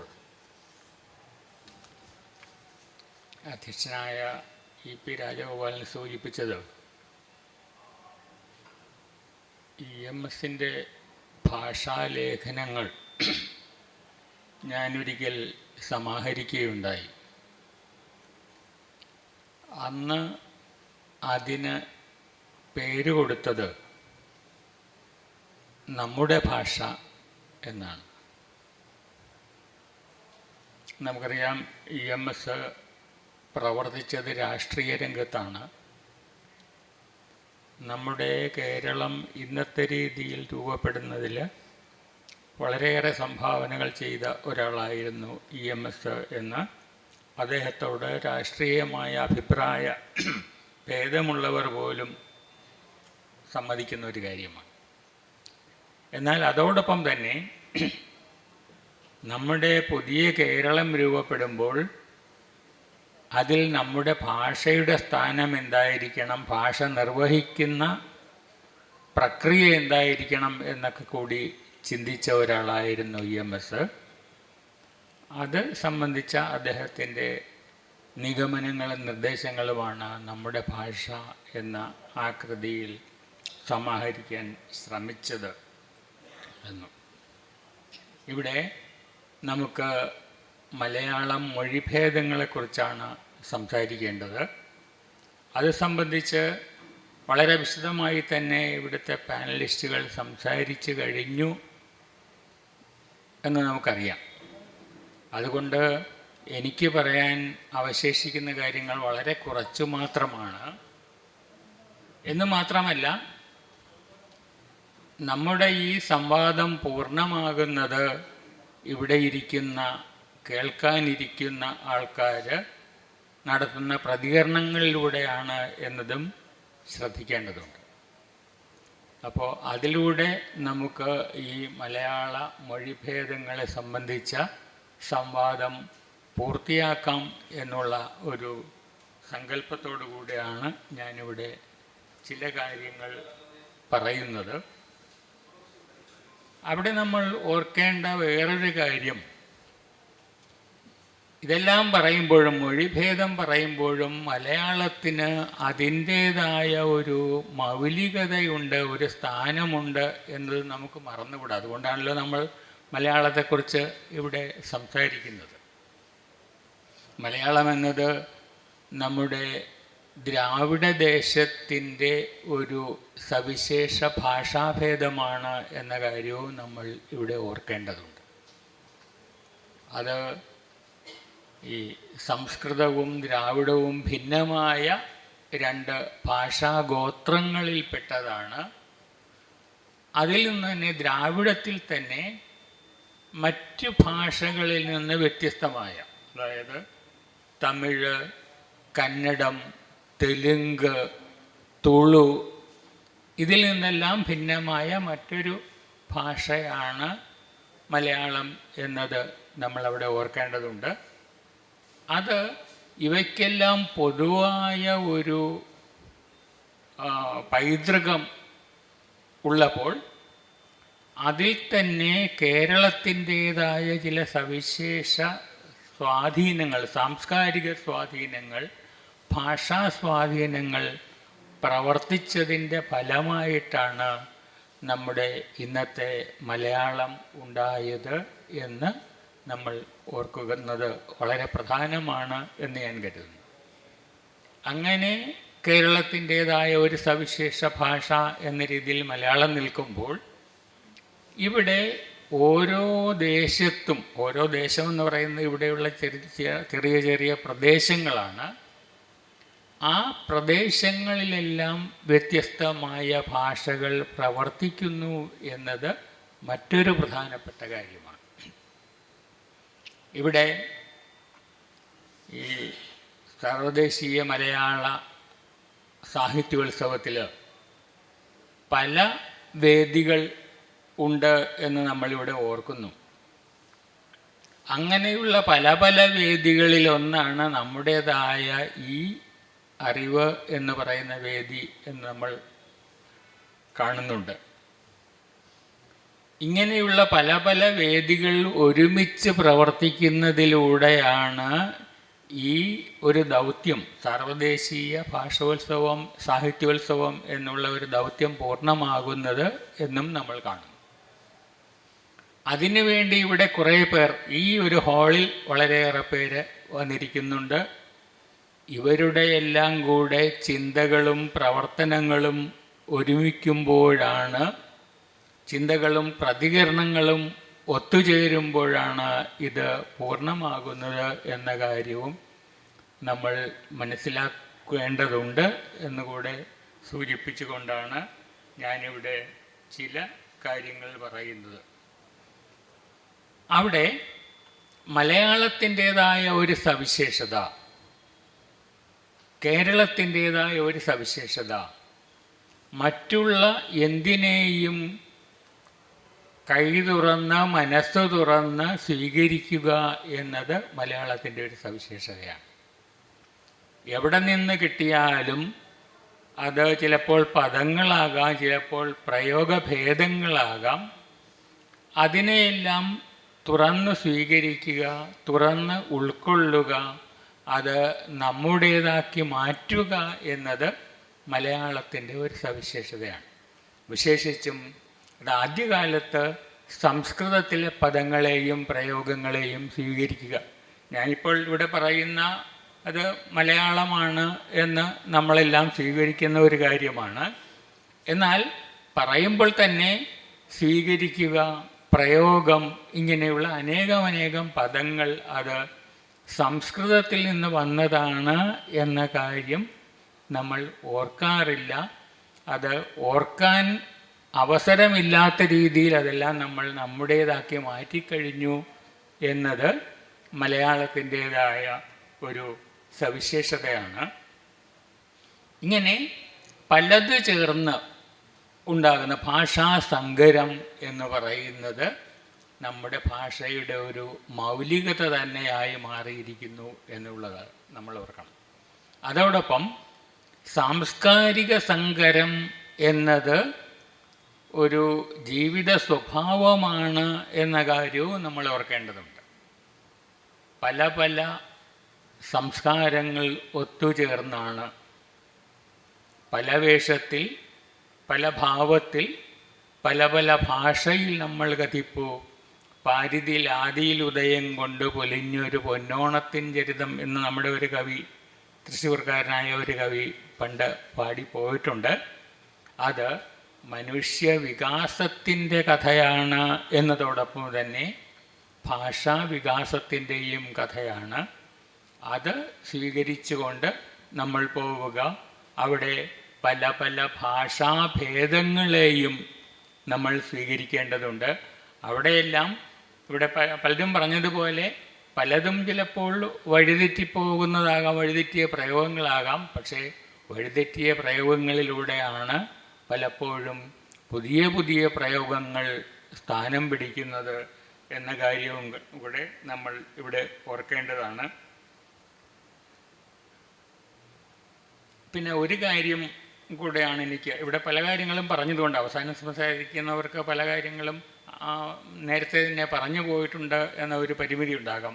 ഞാനിവിടെ എടുത്തു പറയേണ്ട ഒരു കാര്യം, പറയണമെന്ന് വിചാരിക്കുന്ന ഒരു കാര്യം, നമ്മുടെ ഈ ആനുകാലികങ്ങളും എഴുത്തുകളുമെല്ലാം ഇപ്പോൾ മലയാളത്തിൻ്റെ ഒരു സവിശേഷ സ്വഭാവത്തെ പലപ്പോഴും ഉപേക്ഷിച്ച് കളയുന്നു എന്നതിൽ വളരെയേറെ ഖിന്നനാണ് ഞാൻ എന്ന കാര്യം ഇവിടെ പറയാതിരിക്കാൻ നിവൃത്തിയില്ല. ഞാനത് പലപ്പോഴും എൻ്റെ എഴുത്തുകളിലൂടെ ഞാൻ പലപ്പോഴും മലയാളിയുടെ മലയാളം എന്ന പേരിൽ ഞാൻ ഫേസ്ബുക്കിൽ ഒരു കുറിപ്പ് ആവർത്തിച്ച് ചെയ്യാറുണ്ട്.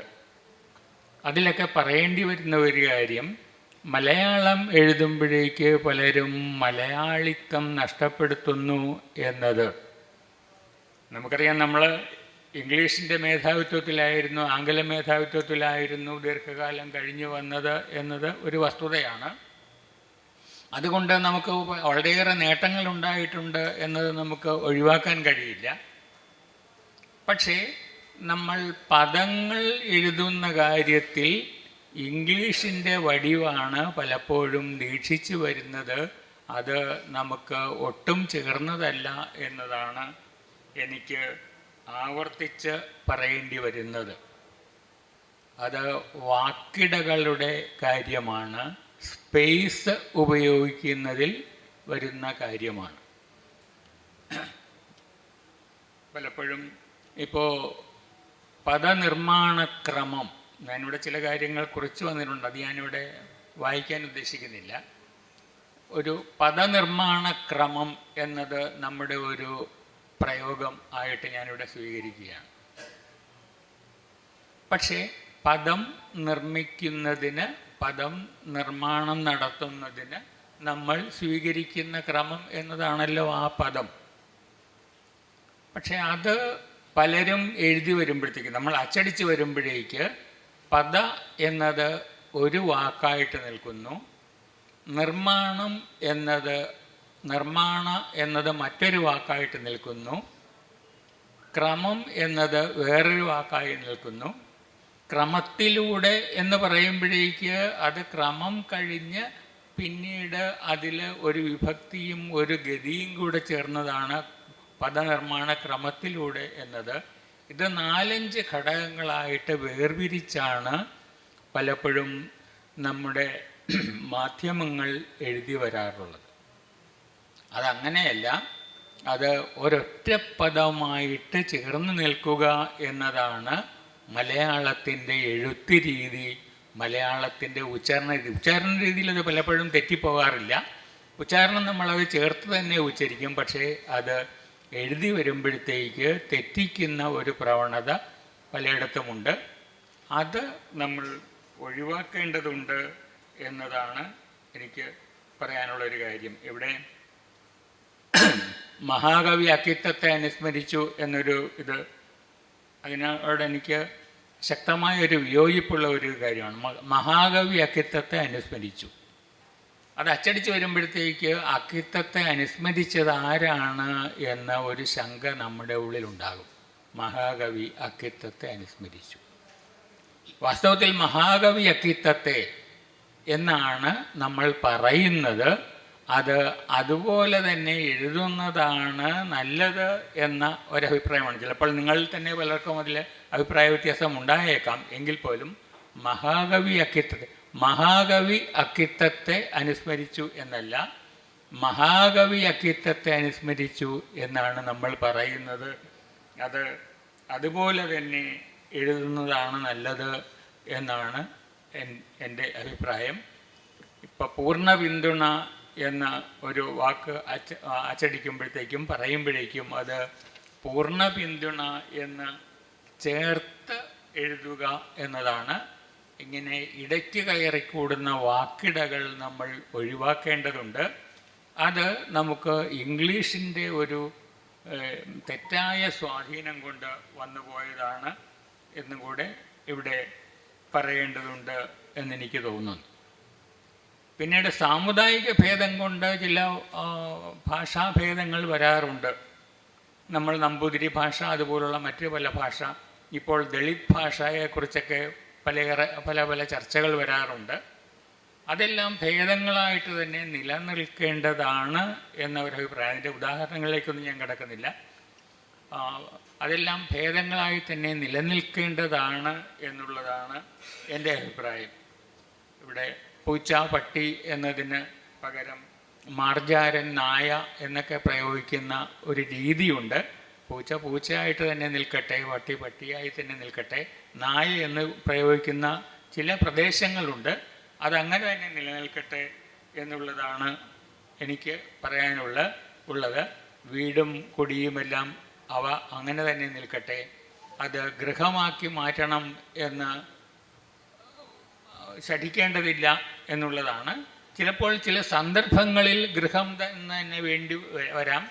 കാരണം വീട് എന്നതിന് ഉൾക്കൊള്ളാൻ കഴിയാത്ത ചില അർത്ഥസാധ്യതകൾ, ചില ഭാവസാധ്യതകൾ ഗൃഹം എന്ന പ്രയോഗത്തിന് ഉൾക്കൊള്ളാൻ കഴിയും. അങ്ങനെയുള്ള സന്ദർഭങ്ങളിൽ അവയാവുക എന്നുള്ളതല്ലാതെ അതിൻ്റെ സാമുദായിക ഭേദങ്ങൾ ഇവിടെ വരേണ്ടതില്ല എന്നുള്ളതാണ് എനിക്ക് തോന്നുന്നത്. ഈ സാമുദായിക ഭേദങ്ങൾ ഭാഷയിൽ മുൻപ് വളരെ പ്രബലമായിരുന്നു. പക്ഷേ ഈ ജാതിഭേദം കുറേയെല്ലാം ഒഴിവാക്കാനാണ് നമ്മൾ ശ്രമിച്ചു വരുന്നത്. അത് കുറേയെല്ലാം ഒഴിവാകുന്നുണ്ട്. ചില രീതിയിൽ അത് വളരെ ശക്തമാകുന്ന പ്രവണത വേറെ പലയിടത്തും ഉണ്ട്. എന്നിരുന്നാൽ പോലും ഈ സാമുദായിക ഭേദങ്ങൾ ഭാഷാഭേദത്തിൽ ഏതാണ്ട് കുറേയൊക്കെ അപ്രസക്തമായി മാറിയിട്ടുണ്ട് എന്നുള്ളതാണ്. അതുപോലെ തൊഴിലുമായിട്ട് ബന്ധപ്പെട്ട ഭാഷാഭേദങ്ങളും വളരെ പ്രബലമാണ്. തൊഴിൽ ഭേദങ്ങൾ ഇപ്പോഴും വർദ്ധിച്ചു വരുന്നുണ്ട്. അതുമായിട്ട് ബന്ധപ്പെട്ടുള്ള ഭാഷാഭേദങ്ങളും ശ്രദ്ധേയമാണ് എന്ന് മാത്രം ഞാനിവിടെ സൂചിപ്പിക്കുകയാണ്. സാമുദായികാചാരങ്ങളും മതാചാരങ്ങളുമായിട്ട് ബന്ധപ്പെട്ട ഭാഷാഭേദങ്ങളും വളരെ പ്രബലമായി തന്നെ നിലനിന്നിരുന്നു. അതെല്ലാം തുടരുന്നുമുണ്ട് എന്നതും കൂടി നമ്മൾ ഓർക്കേണ്ടതുണ്ട്. ഇങ്ങനെ ഭാഷാഭേദങ്ങൾക്ക് വളരെ തുറന്ന സാധ്യതകൾ ഇപ്പോഴും അവശേഷിക്കുന്നുണ്ട്. അത് വ്യക്തിപരമായ ജീവിതഭേദങ്ങൾ തുടരുന്നിടത്തോളം ഭാഷാഭേദങ്ങളും തുടരുക തന്നെ ചെയ്യും. അവയ്ക്ക് സാങ്കത്യമുണ്ട് എന്നാണ് എനിക്ക് തോന്നുന്നത്. ഇതാണ് എനിക്ക് ഇപ്പോൾ ആമുഖം എന്ന രീതിയിൽ ഇതിൽ പറയാനുള്ളത്. ഞാനിവിടെ സൂചിപ്പിച്ചതുപോലെ നമുക്ക് തുടർന്ന ചർച്ചകളിലൂടെയാണ് ഇതെല്ലാം പൂർത്തീകരിക്കേണ്ടത്. അങ്ങനെ പൂർത്തീകരിക്കാൻ കഴിയും എന്നുള്ള ഒരു പ്രതീക്ഷയോടുകൂടി ഞാൻ എൻ്റെ വാക്കുകൾ ചുരുക്കുന്നു. നമുക്ക് ചെറിയൊരു സമയം ചർച്ചയ്ക്ക് ഉണ്ട്. വലിയ അഭിപ്രായ വ്യത്യാസങ്ങളൊന്നും പാനലിസ്റ്റുകളുടെ ഇടയിൽ നിന്ന് ഉണ്ടായിട്ടില്ല. മലയാള ഭാഷ ജൈവമായിട്ടുള്ള സ്വഭാവമുള്ള ഭാഷയായി നിലനിൽക്കണം എന്നൊരു അഭിപ്രായം ഏതാണ്ട് എല്ലാവരും പങ്കിട്ടിട്ടുണ്ട്. എങ്കിലും ചർച്ചയ്ക്ക് അനിവാര്യമായ സന്ദർഭം ഉണ്ടാവേണ്ടതുണ്ട്. ആ നിലക്ക് പരിമിതമായ സമയത്തിനുള്ളിൽ 1 മണി ആയി അല്ലേ, സമയത്തിനുള്ളിൽ നമുക്ക് ചർച്ച തീർക്കണം എന്നുള്ള വിചാരത്തോടു കൂടി അത്യാവശ്യം കാര്യങ്ങൾ ചോദിക്കാവുന്നതാണ്. സർ, 2 കാര്യങ്ങളാണ്. ആദ്യം, ഞാൻ മാധ്യമ മേഖലയുമായി ബന്ധപ്പെട്ട് പ്രവർത്തിക്കുന്ന ഒരാളാണ്, അക്ഷരം കൊണ്ടാണ് ജീവിക്കുന്നത്. അതിൽ ഒന്നാമത്തേത് കാവുമ്പായ സാറ് പറഞ്ഞൊരു കാര്യത്തിന് അനുബന്ധമായിട്ടാണ്. ഈ രാജശ്രീയുടെ പുസ്തകം എനിക്കൊട്ടും ആസ്വദിക്കാൻ പറ്റാത്ത ഒരു പുസ്തകമാണ്. അതിനു മുമ്പ് PA ഉത്തമൻ്റെ ചാവലി വായിച്ചപ്പോഴും ഇതേ പ്രശ്നം എനിക്കുണ്ടായിരുന്നു. ഇത് തന്നെ ഉറൂബിൻ്റെ സുന്ദരികളും സുന്ദരന്മാരും പല മൊഴിഭേദങ്ങൾ വരുന്ന ഒരു പുസ്തകമാണ്. അപ്പോൾ അപ്പോഴൊക്കെ ഇതൊക്കെ വായിക്കുമ്പോൾ ഇത് ഒത്തിരി പ്രചരിക്കുന്നു, പല പതിപ്പുകൾ ഇറങ്ങുന്നു. അപ്പോഴൊക്കെ ഞാനിതിങ്ങനെ ആലോചിച്ചിട്ടുള്ളൊരു കാര്യം തന്നെയാണ്, ഇത് നമ്മുടെ ആസ്വാദനത്തെ ബാധിക്കുന്നതല്ലേ. അപ്പോൾ എൻ്റെ ഒരു ചോദ്യം, മൊഴിഭേദങ്ങൾ നമുക്ക് മൊഴിയിൽ പോരെ, അച്ചടിയിൽ അത്തരത്തിലുള്ളൊരു മൊഴിഭേദത്തിൻ്റെ ആവശ്യമുണ്ടോ എന്നുള്ളതാണ് എൻ്റെ ഒന്നാമത്തെ ചോദ്യം. രണ്ടാമത്തെ എൻ്റെ തൊഴിലുമായി ബന്ധപ്പെട്ട കാര്യമാണ്. രാജശേഖർ സാറ് പറഞ്ഞ കാര്യങ്ങളിൽ കുറച്ച് നിഷ്ഠ പുലർത്താൻ ശ്രമിക്കുന്ന ഒരാളാണ് ഞാൻ, ഈ സ്പേസിങ് ഉൾപ്പെടെയുള്ള കാര്യങ്ങളിൽ. ഞാൻ തിരുവനന്തപുരത്ത് കേരളകൗമുദിയിൽ ജോലി ചെയ്യുന്ന സമയത്ത് അവിടെ അഷ്ടകം എന്ന് പറഞ്ഞ പരിപാടി നടന്നു. ഇത് ഉദ്ഘാടനം ചെയ്ത മുഖ്യമന്ത്രി VS അച്യുതാനന്ദനാണ്. ഇത് റിപ്പോർട്ട് ചെയ്ത വ്യക്തി ഞാനാണ്. അപ്പോൾ ഞാനിത് റിപ്പോർട്ട് ചെയ്തിട്ട് ഞാനിതിനെ തലക്കെട്ടിട്ടു, ഇച്ചിരി കാവ്യാത്മകമായി തലക്കെട്ടിട്ടു, അച്യുതാനന്ദൻ കൊട്ടി അഷ്ടകം തുടങ്ങി എന്ന്. അപ്പോൾ എന്നോട് അവിടുത്തെ ഒരു സീനിയർ എഡിറ്റർ വിളിച്ചിട്ട് ചോദിച്ചു, നിനക്കിവിടെ ജോലി ചെയ്യണമെന്ന് താല്പര്യമുണ്ട്? എനിക്ക് ആദ്യം നിന്നൊന്നും മനസ്സിലായില്ല. അപ്പോൾ ഞാൻ ചോദിച്ചു, എന്ത് പറ്റി? അപ്പോഴാണെന്ന് പറഞ്ഞ്, ഈ അച്യുതാനന്ദൻ കൊട്ടി അഷ്ടകം തുടങ്ങി എന്ന് നാളെ പത്രത്തിൽ അച്ചടിച്ചു വന്നാൽ ഭീകരമായ പ്രശ്നങ്ങളായിരിക്കും ചിലപ്പോൾ ഉണ്ടാവുക. പിന്നെയാണ് എനിക്ക് എൻ്റെ കാര്യം മനസ്സിലായത്. ഇതേപോലെ തന്നെ ഇപ്പോൾ നമ്മളെല്ലാം പറയുന്നുണ്ട്, മറ്റു ഭാഷകളിൽ നിന്ന് നമ്മൾ വാക്കുകളെ സ്വീകരിച്ച് മലയാളത്തെ സമ്പുഷ്ടീകരിച്ചുകൊണ്ടിരിക്കുകയാണ്. ഒരു ഉദാഹരണമാണ് റോക്കറ്റ്. ഇപ്പോൾ ശാസ്ത്രം വളർന്നു, ISRO ഈ റോക്കറ്റ് വിക്ഷേപിച്ചു എന്ന് എനിക്ക് എഴുതാൻ പറ്റുള്ളൂ.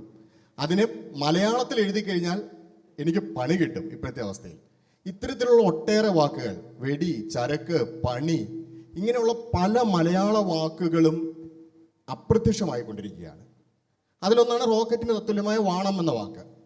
ഇത് ഞാൻ ചോദിക്കുന്നത്, അപ്പോൾ ഇത്തരത്തിൽ നഷ്ടപ്പെടുന്ന വാക്കുകളെ തിരിച്ചെടുക്കുന്നതിനെ കുറിച്ച് കൂടി നമുക്ക് ചർച്ച ചെയ്യേണ്ടതില്ലേ എന്നുള്ളതാണ് എൻ്റെ ഒരു സംശയം. ഞാനൊരു കോട്ടയംകാരനാണ്, ഇപ്പോൾ താമസിക്കുന്നത് തൃശ്ശൂരാണ്, പഠിച്ചത് തൃശ്ശൂരായിരുന്നു. അപ്പോൾ എനിക്ക് ഈ രാജഭവൻ സാർ പറഞ്ഞില്ലേ, ഞങ്ങൾ ഈ കോട്ടയംകാരങ്ങനെ ഭാര്യ ഭർത്താവ് എന്നൊന്നും പറയുന്നതായിട്ട് തോന്നിയിട്ടില്ല. അത് എനിക്ക് തോന്നുന്നു ഞങ്ങൾ ഈ തെക്കന്മാരെ പരീക്ഷിക്കാൻ വേണ്ടി വടക്കന്മാർ ചേർന്നൊരുക്കിയ ഒരു കെണിയാണെന്നാണ് തോന്നുന്നത്. അതേപോലെ തന്നെ ഞാൻ തൃശ്ശൂർ ദീർഘകാലമായിട്ട് താമസിക്കുന്നത്. അപ്പോൾ ഈ ഭാര്യ ഭർത്താവ് എന്നൊന്നും പ്രയോഗവും തൃശ്ശൂരില്ലാതെ എനിക്ക് കാവുമ്പായി മാഷ് ഭവിച്ചെന്ന് തോന്നുന്നു. പോട്ടെ, അതല്ല ഞാൻ ചോദിക്കാൻ വെച്ച കാര്യങ്ങൾ. സർ, ഈ നവമാധ്യമങ്ങളുടെ കടന്നുകടവ് എങ്ങനെയാണ് നമ്മുടെ മൊഴിഭേദങ്ങളെ മാറ്റിമറിച്ചിരിക്കുന്നത്? ഒന്നാമത്തെ ചോദ്യം. രണ്ടാമത്തെ ചോദ്യം, നമ്മൾ ഈ പലപ്പോഴും ഉച്ചാരണവുമായി ബന്ധപ്പെട്ട കാര്യമുണ്ട്. അത് നമ്മുടെ ഈ വേദിയിൽ പല സ്ഥലത്തും നമ്മൾ കേൾക്കുമ്പോൾ, ഒരുപക്ഷെ ഞാനൊരു പഴയ ആളായതുകൊണ്ടായിരിക്കാം, ഉച്ചാരണം പലപ്പോഴും ഈ ഭാഷ അല്ലെങ്കിൽ അങ്ങനെയൊക്കെയുള്ള ഭർത്താവ്, പിന്നെ പലപ്പോഴും അതുപോലെ തന്നെയാണ് ഈ TV-യിലൊക്കെ നമ്മൾ കാണുന്ന അവതാരങ്ങളുടെ പല പ്രയോഗങ്ങളും നമ്മുടെ ഭാഷയെ ശരിക്കും വെർച്വലി കൊല്ലുന്നതിന് തുല്യമായിട്ടുള്ള ഭാഷ കൈകാര്യം ചെയ്യുന്ന നവമാധ്യമങ്ങൾ, പ്രത്യേകിച്ച് TV-യിലൊക്കെ നമ്മൾ കാണുന്നുണ്ട്.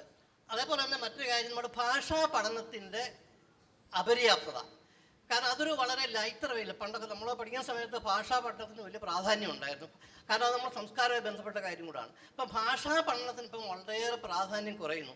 ആ പ്രാധാന്യം നമുക്ക് വീണ്ടും ഒന്ന് വീണ്ടെടുക്കണ്ടേ എന്നുള്ളതാണ് ഒരു ചോദ്യം.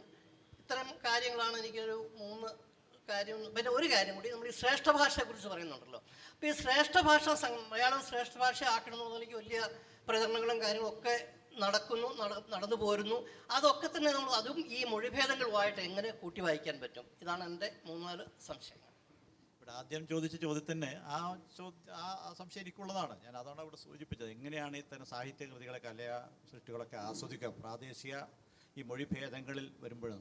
പക്ഷെ അത് ഒഴിവാക്കാൻ പറ്റില്ല. നമ്മുടെ എല്ലാ കൃതികൾക്കും അത്, കാരണം കഥാപാത്രങ്ങൾ സംസാരിക്കുമ്പോൾ അച്ചടി ഭാഷയിലല്ലല്ലോ സംസാരിക്കുക, അപ്പോൾ സ്വാഭാവികം നഷ്ടപ്പെടും. അത് ആ രീതിയിൽ തന്നെ ചെയ്യണം. പക്ഷെ മുൻകാലങ്ങൾ ചെയ്തുകൊണ്ടിരുന്ന പലപ്പോഴും അതിന് വായനക്കാർക്ക് കേരളത്തിൻ്റെ ഏത് പ്രദേശത്ത് വസിക്കുന്നവർക്കും മനസ്സിലാക്കാവുന്ന വിധത്തിൽ ചെറിയ അടിക്കുറിപ്പ് കൊടുക്കും. അപ്പോൾ പെട്ടെന്ന് അത് മനസ്സിലായി. ഇപ്പം പക്ഷേ അടിക്കുറിപ്പൊക്കെ ഉപേക്ഷിച്ചിട്ട് ഇപ്പം അങ്ങനെ വിട്ടിരിക്കുക. അതുകൊണ്ട് അതിൻ്റെ വായനയും ആസ്വാദനം കുറയും. അത് ആത്യന്തികമായിട്ട് ആരെയും ബാധിക്കുമെന്ന് നമ്മൾ ചിന്തിച്ചാൽ മതി. അതാ സംഭവിക്കാം. പക്ഷെ അത് വേണം എന്നുള്ള അഭിപ്രായക്കാരനാണ് ഞാൻ. സാർ, ഇത് രാജശേഖരൻ സാറിനോടാണ്. രാജശേഖരൻ സാറ് പറഞ്ഞു മലയാളത്തിൻ്റെ സിൻടാക്സ് നമ്മൾ ഇംഗ്ലീഷിലെ സിൻടാക്സിനോട് സാധർമ്യപ്പെട്ടു പോകുന്നു. ഇംഗ്ലീഷിൻ്റെ സിൻടാക്സ് സാറേ, അതിന് കാരണം ഏകദേശം 2010 വളരെ സാന്ദ്രമായി തീർന്ന നമ്മുടെ ഡിജിറ്റൽ ലൈഫ് കാരണമല്ലേ? പ്രത്യേകിച്ച് ഇവിടെ സൂചിപ്പിച്ച മാതിരി സോഷ്യൽ മീഡിയയുടെ ഇമ്പാക്റ്റും ഇതൊക്കെ കൊണ്ടാണോ, അതോ ഇവിടുത്തെ PhD തീസിസ് എഴുതുന്ന മലയാളികളായ റിസർച്ചേഴ്സ് ഇംഗ്ലീഷ് ഫോളോ ചെയ്ത് കൂടുതൽ ഇംഗ്ലീഷ് വായിക്കുന്നതുകൊണ്ടുണ്ടായതാണോ? ആ ഒരു എന്തുകൊണ്ടാണ് ഈ ആംഗലവൽക്കരണം മലയാളത്തിലെ സിൻടാക്സിലും ഈവൻ സെമാൻറ്റിക്സിലും ഒക്കെ കടന്നുകൂടിയത്? സാറിൻ്റെ ഒരു ടേക്ക് അറിയാൻ കൊള്ളാം. പിന്നെ സാറേ, എൻ്റെ അടുത്ത് ഒരു ചോദ്യം കൂടി. നമ്മുടെ വേണുഗോപാൽ സാറിൻ്റെ സാറേ, ഈ നമ്മുടെ ഒരു ഡയലക്റ്റ് എന്ന് പറയുന്നത് ഒരു ദേശത്തിൻ്റെ സ്റ്റാൻഡർഡൈസ്ഡ് ഫോമാണെങ്കിൽ ഒരു പ്രദേശത്തിൻ്റെ ഇഡിയലക്റ്റുകളുടെ ടോട്ടാലിറ്റി ആണോ ആ ഡയലക്റ്റ്? ഇത് രണ്ടും ചോദ്യം. ഞാൻ അവിടെ നിന്ന് സംസാരിക്കുകയാണ് കൂടുതൽ സൗകര്യം എന്നുള്ളതുകൊണ്ട് മാത്രമാണ് നിന്നത്. അവിടെ ഇരുന്ന് സംസാരിക്കാമായിരുന്നു. പോട്ടെ, എന്നോട് ചോദിച്ചൊരു ചോദ്യം ഇഡിയോലക്റ്റ് എന്ന് വെച്ചാൽ ഓരോ വ്യക്തികളുടെ ഭാഷയാണ്, അതിൻ്റെ സമാഹാരമാണോ എന്നൊക്കെയാണ്. അതൊക്കെ വേണമെങ്കിൽ അങ്ങനെ പറയാം, അത്രയേ ഉള്ളൂ. ഡയലക്റ്റുകളുടെ സമാഹാരമാണ് ഭാഷ എന്നൊക്കെ പറയാം. പക്ഷേ ഇഡിയോലക്റ്റിൻ്റെ ഒരു വിശേഷം എന്ന് വെച്ചാൽ ഇഡിയോസിൻക്രസി ഉള്ളതാണ് ഇഡിയോലക്റ്റ്. അത് ഡയലക്റ്റിൻ്റെ ഫീച്ചേഴ്സ് മാത്രം ആയിക്കൊള്ളുന്നില്ല. ഇപ്പോൾ എൻ്റെ സംസാര രീതി, നമ്മൾ പലപ്പോഴും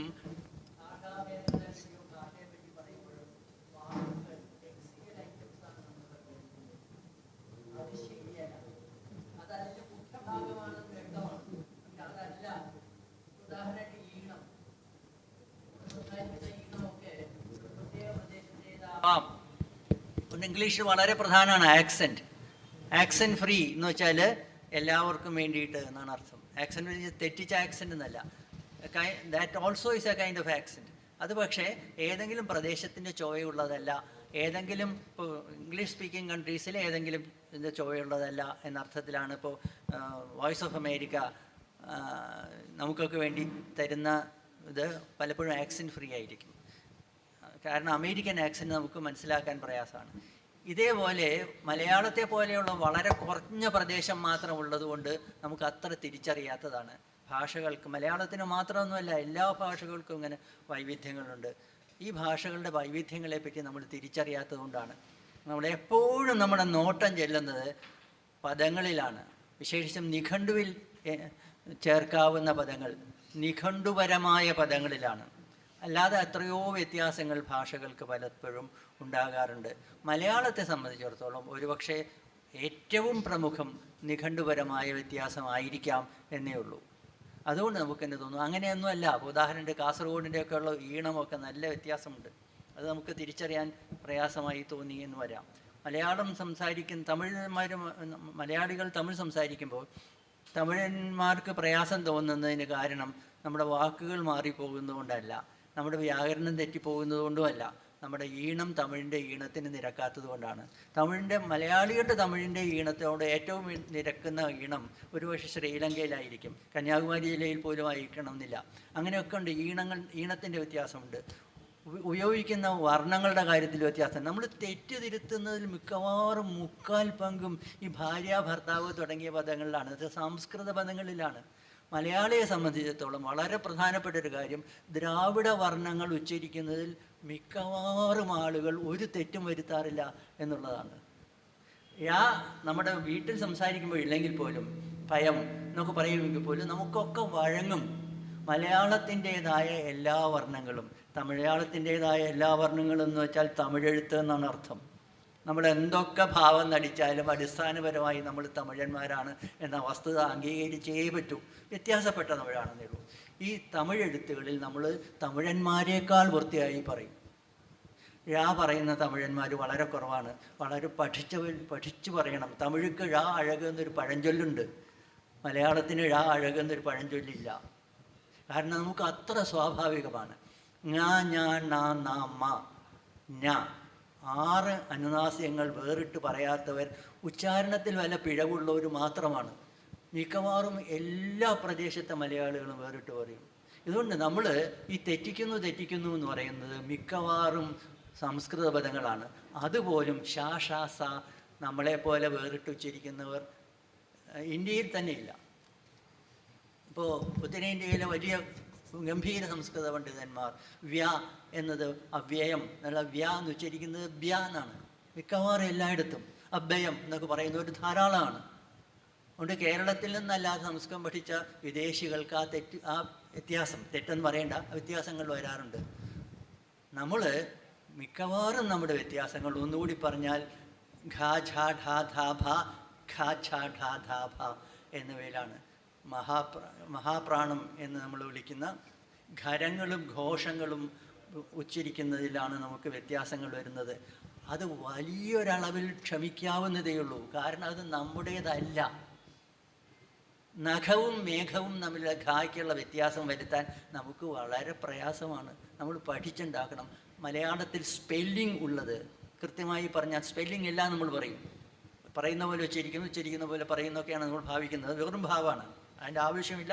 ഒരു ഭാഷയിൽ അങ്ങനെയില്ല, വേണ്ടതുമില്ല, ഇല്ലാണ്ടും കഴിഞ്ഞുകൂടാം. അങ്ങനെയാണ് നമ്മൾ. സ്പെല്ലിംഗ് ഉള്ളത് ഈ ഭാഗത്ത് മാത്രമാണ്. അത് ചെറുപ്പം മുതലേ ശീലിക്കുമായിരുന്നു പണ്ടൊക്കെ അഭ്യസ്തവിദ്യരായ എല്ലാവരും.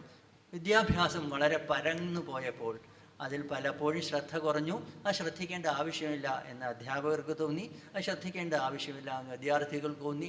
ഒരുപക്ഷെ ഈ വഴിയിലേക്ക് മലയാളം മാറുകയായിരിക്കാം. അതിനെപ്പറ്റി വിലപിച്ചിട്ടൊന്നും കാര്യമില്ല. മലയാളം മാറിക്കൊണ്ടേയിരിക്കും.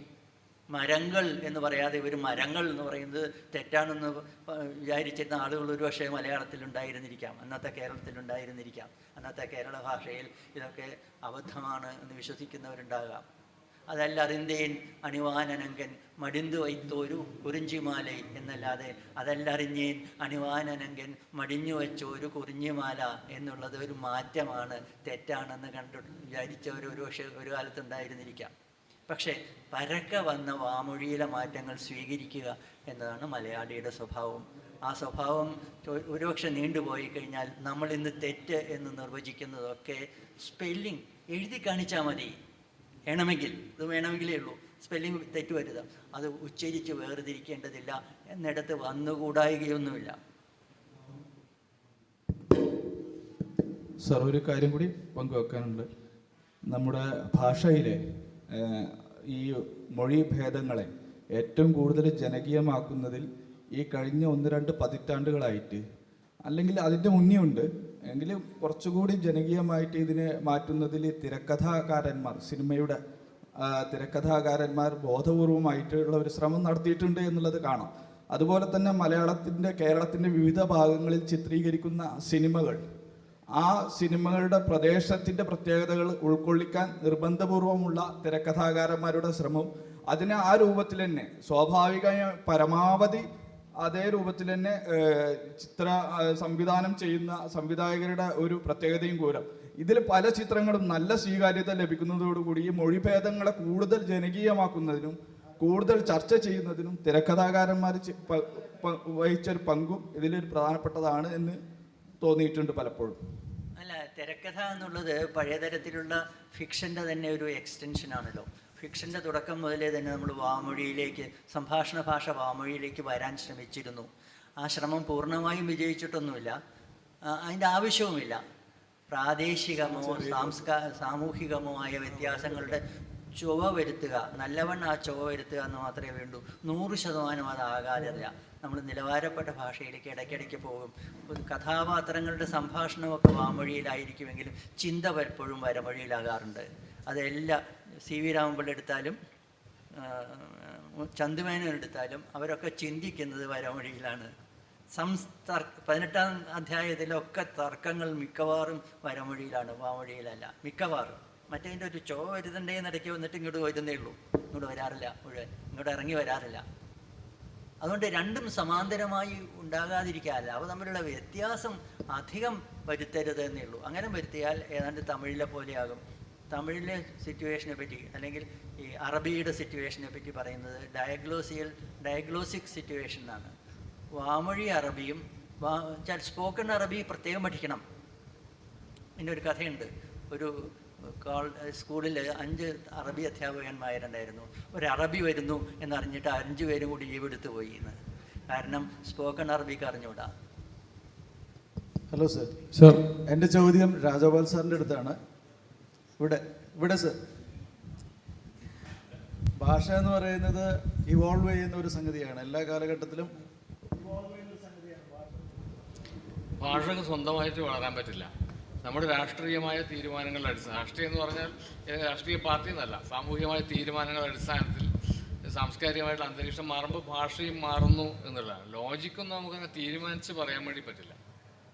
ഇത് മനുഷ്യനെ ഉപയോഗിക്കുന്നതല്ല. ഏറ്റവും അപ്പോൾ ലിംഗ്വിസ്റ്റിക് ഡിപ്പാർട്ട്മെൻ്റ് ഉണ്ട്, അങ്ങനെയുള്ള കാര്യം അവർക്കൊന്നും അധികാരമില്ല. അവർക്ക് ആ വിഷയം പഠിപ്പിക്കുക എന്നല്ലാതെ ജനങ്ങൾ എങ്ങനെയാണ് ഉപയോഗിക്കുന്നത്, അതുകൊണ്ട് നമുക്ക് നിയന്ത്രിക്കാൻ പാടില്ല ഭാഷയെ. ഇപ്പോൾ ഞാൻ ഏറ്റവും സങ്കടപ്പെട്ടൊരു കാര്യം പറയാം. പാർലമെൻറ്റിൽ 60ഓളം വാക്കുകൾ ഉപയോഗിക്കാൻ പാടില്ല എന്ന് പറഞ്ഞു. അപ്പോൾ ഞാൻ ആലോചിച്ച വിഷയം, നമ്മുടെ ഭാഷയിലോ മറ്റ് ഭാഷകളിലോ ഉള്ള ഭാഷാശാസ്ത്രജ്ഞന്മാർ എന്തെങ്കിലും പറഞ്ഞായിട്ട് തോന്നിയിട്ടില്ല. പാർലമെൻറ്റിൽ ഡ്രാമ എന്ന് പറയാൻ പറ്റില്ല, ഗുണ്ട എന്ന് പറയാൻ പറ്റില്ല, ചതി എന്ന് പറയാൻ പറ്റില്ല. ഈ വാക്ക് പറയാൻ പറ്റില്ല എന്നല്ല, പറഞ്ഞ രേഖയിലുണ്ടാവില്ല. അപ്പം എൻ്റെ അർത്ഥം, ജനാധിപത്യ ചരിത്രത്തിൽ നിന്ന് 64ഓളം വാക്കുകൾ നിരോധിക്കപ്പെട്ട സമയത്ത് നമ്മുടെ ഭാഷാശാസ്ത്രത്തിൽ ജീവിക്കുന്ന ആളുകൾ, അങ്ങനെയുള്ള വലിയ സ്ഥാപനങ്ങൾ ഒന്നും പറഞ്ഞില്ല. ശ്രേഷ്ഠ ഭാഷയ്ക്ക് വേണ്ടി ഫണ്ട് വാങ്ങിക്കുന്ന ആൾക്കാരുണ്ട്, അവരൊന്നും മിണ്ടിയില്ല. അപ്പോൾ അവർക്ക് മിണ്ടാൻ തോന്നുന്നില്ല. കാരണം ഭാഷ സാമൂഹികമാണെന്നൊക്കെ പറയുമെങ്കിലും അതൊരു പൊളിറ്റിക്കൽ എൻറ്റിറ്റിയാണ്, കൾച്ചറൽ എൻറ്റിറ്റിയാണെന്നുള്ള വിചാരം ഈ ഭാഷ ഇങ്ങനെയുള്ള ആളുകൾക്ക് ഇല്ല എന്നാണ് വിചാരിക്കേണ്ടത്. അപ്പോൾ നമുക്ക് ഈ സ്ഥലം നമുക്ക് ചർച്ച നടത്താന്നല്ലാതെ നിർബന്ധമായിട്ടൊന്നും ചെയ്യാൻ പറ്റില്ല. ജനങ്ങൾക്ക് വേണ്ടതാണ് ഉണ്ടാവുക. ഒരു മലയാളം നശിക്കുന്നുണ്ടെങ്കിൽ ഇവിടുത്തെ ആളുകൾ തീരുമാനിക്കുന്നതാണ് നശിക്കുക, വികസിക്കുന്നുണ്ടും അങ്ങനെ തന്നെ. അതിനപ്പുറത്ത് അതിൻ്റെ ലോജിക്കിനെ പറ്റി ആലോചിക്കുന്നതിൽ കാര്യമില്ലെന്ന് തോന്നുന്നു.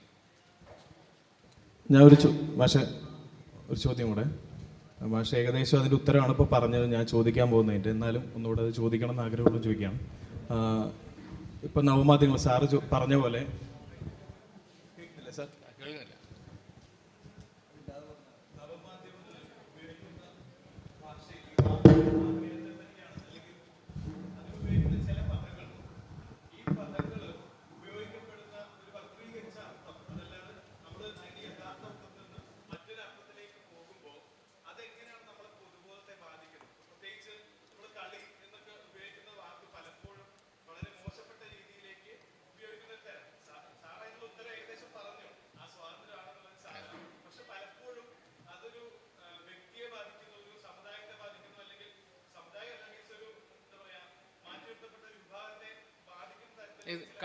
കളി എന്നല്ല വാക്കോ,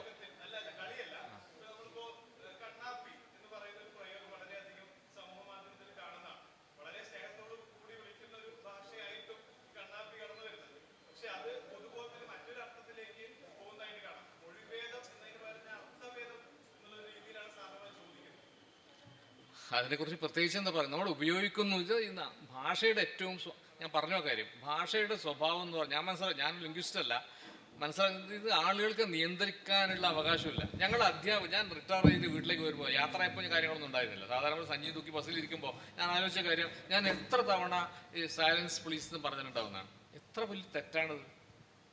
പക്ഷെ അങ്ങനെ ഒരു കുറ്റബോധം ഉണ്ടാവുന്നത് റിട്ടയർ ചെയ്ത് വീട്ടിലേക്ക് വരുന്ന നിമിഷത്തിലാണ്. അപ്പോൾ നമുക്കത് നിയന്ത്രിക്കാനുള്ള യാതൊരു അവകാശമില്ല. അത് ഭരണാധികാരികൾ, രാഷ്ട്രീയ അധികാരികൾ മാത്രമല്ല, അധ്യാപകർ തൊട്ടുള്ള ആൾക്കാർ, പ്രത്യേകിച്ച് സ്കൂളിൽ അധ്യാപകരാണ് ഭാഷയെ നിയന്ത്രിക്കാൻ വേണ്ടി ശ്രമിക്കുന്നത്. അതിൽ കാര്യമില്ല. ജനങ്ങൾ ഇഷ്ടമുള്ള ഭാഷ, ആ വൈരുദ്ധ്യങ്ങൾ ഉണ്ടാവും. ഈ പൊളിറ്റിക്കലി കറക്റ്റ് ആവുക എന്നുള്ള നമ്മുടെ സ്വപ്ന ഉണ്ട്. അല്ല, അങ്ങനെയൊക്കെ ഉണ്ടാവുമല്ലോ.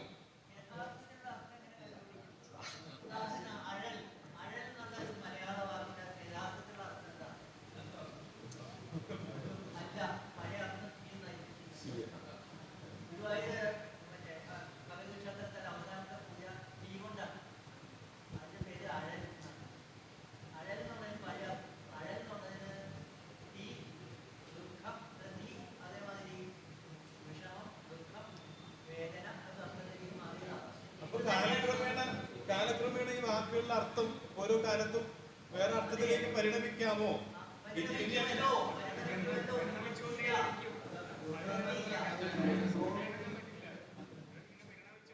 സമയം വൈകിയെന്നറിയാം, എന്നാലും വളരെ പെട്ടെന്ന്.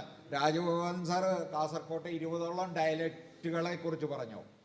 അപ്പോൾ അവിടെ ഒരു മാവിലാൻ എന്ന് പറയുന്ന ഒരു ഗോത്രമുണ്ട്. അവിടെ മാർക്കൊടി എന്ന് പറയുന്നൊരു ഭാഷ. ഈ മാർക്കൊടി ഭാഷയിൽ ഒരു ചലച്ചിത്രം ചെയ്യേണ്ടതായിട്ടുണ്ട്.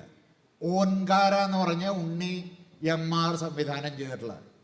ആ ഭാഷയുടെ, ഈ മാർക്കൊടി ഭാഷയുടെ പ്രത്യേകത എന്താണെന്ന് വെച്ചാൽ, അമ്മ എന്ന് പറഞ്ഞാൽ അതിൻ്റെ വിപരീതാർത്ഥം ദ്യോതിപ്പിക്കുന്ന അച്ഛനെയാണെന്നാണ് പറയുന്നത്. എല്ലാം ഇപ്പം ചേട്ടൻ എന്ന് പറഞ്ഞാൽ അവർ ഉദ്ദേശിക്കുന്നത് ആ മാർക്കൊടി എന്ന് പറയുന്ന ഭാഷയിൽ സ്ത്രീലിംഗ പദങ്ങൾ ഉപയോഗിക്കുമ്പോൾ അതിനെ പുല്ലിംഗ പദമായിട്ടാണ് അർത്ഥം. ഇത് മൊഴിഭേദത്തിൻ്റെ അങ്ങനെയാണ്. ഞാൻ സംവിധായകൻ പറഞ്ഞു തരുന്നുണ്ടോ അതിൻ്റെ ആദ്യം മാത്രമേ ഉള്ളൂ അല്ലേ എല്ലാ സ്ത്രീലിംഗങ്ങൾക്കും? അത് ശരി, ഓക്കെ. പിന്നെ ഈ നമ്പൂതിരി ഭാഷയിൽ നോം എന്ന് പറയുന്നത് ലോകത്ത് ഒരു നമ്പൂതിരിയും ജീവിതത്തിൽ ഉപയോഗിക്കാത്തതും അല്ലെങ്കിൽ ഈ നാടകങ്ങളിലോ അല്ലെങ്കിൽ സിനിമയിൽ മാത്രം കാണുന്ന ഒരു പ്രയോഗമാണ് ഈ നോം എന്നുള്ളതും കൂടി. എന്തായാലും വളരെ വിജ്ഞാനപ്രദമായിട്ടുള്ള രസകരമായിട്ടുള്ള ഒരു സെഷന് വളരെ നന്ദി എല്ലാവർക്കും. നന്ദി. Thank you. എല്ലാവർക്കും നന്ദി.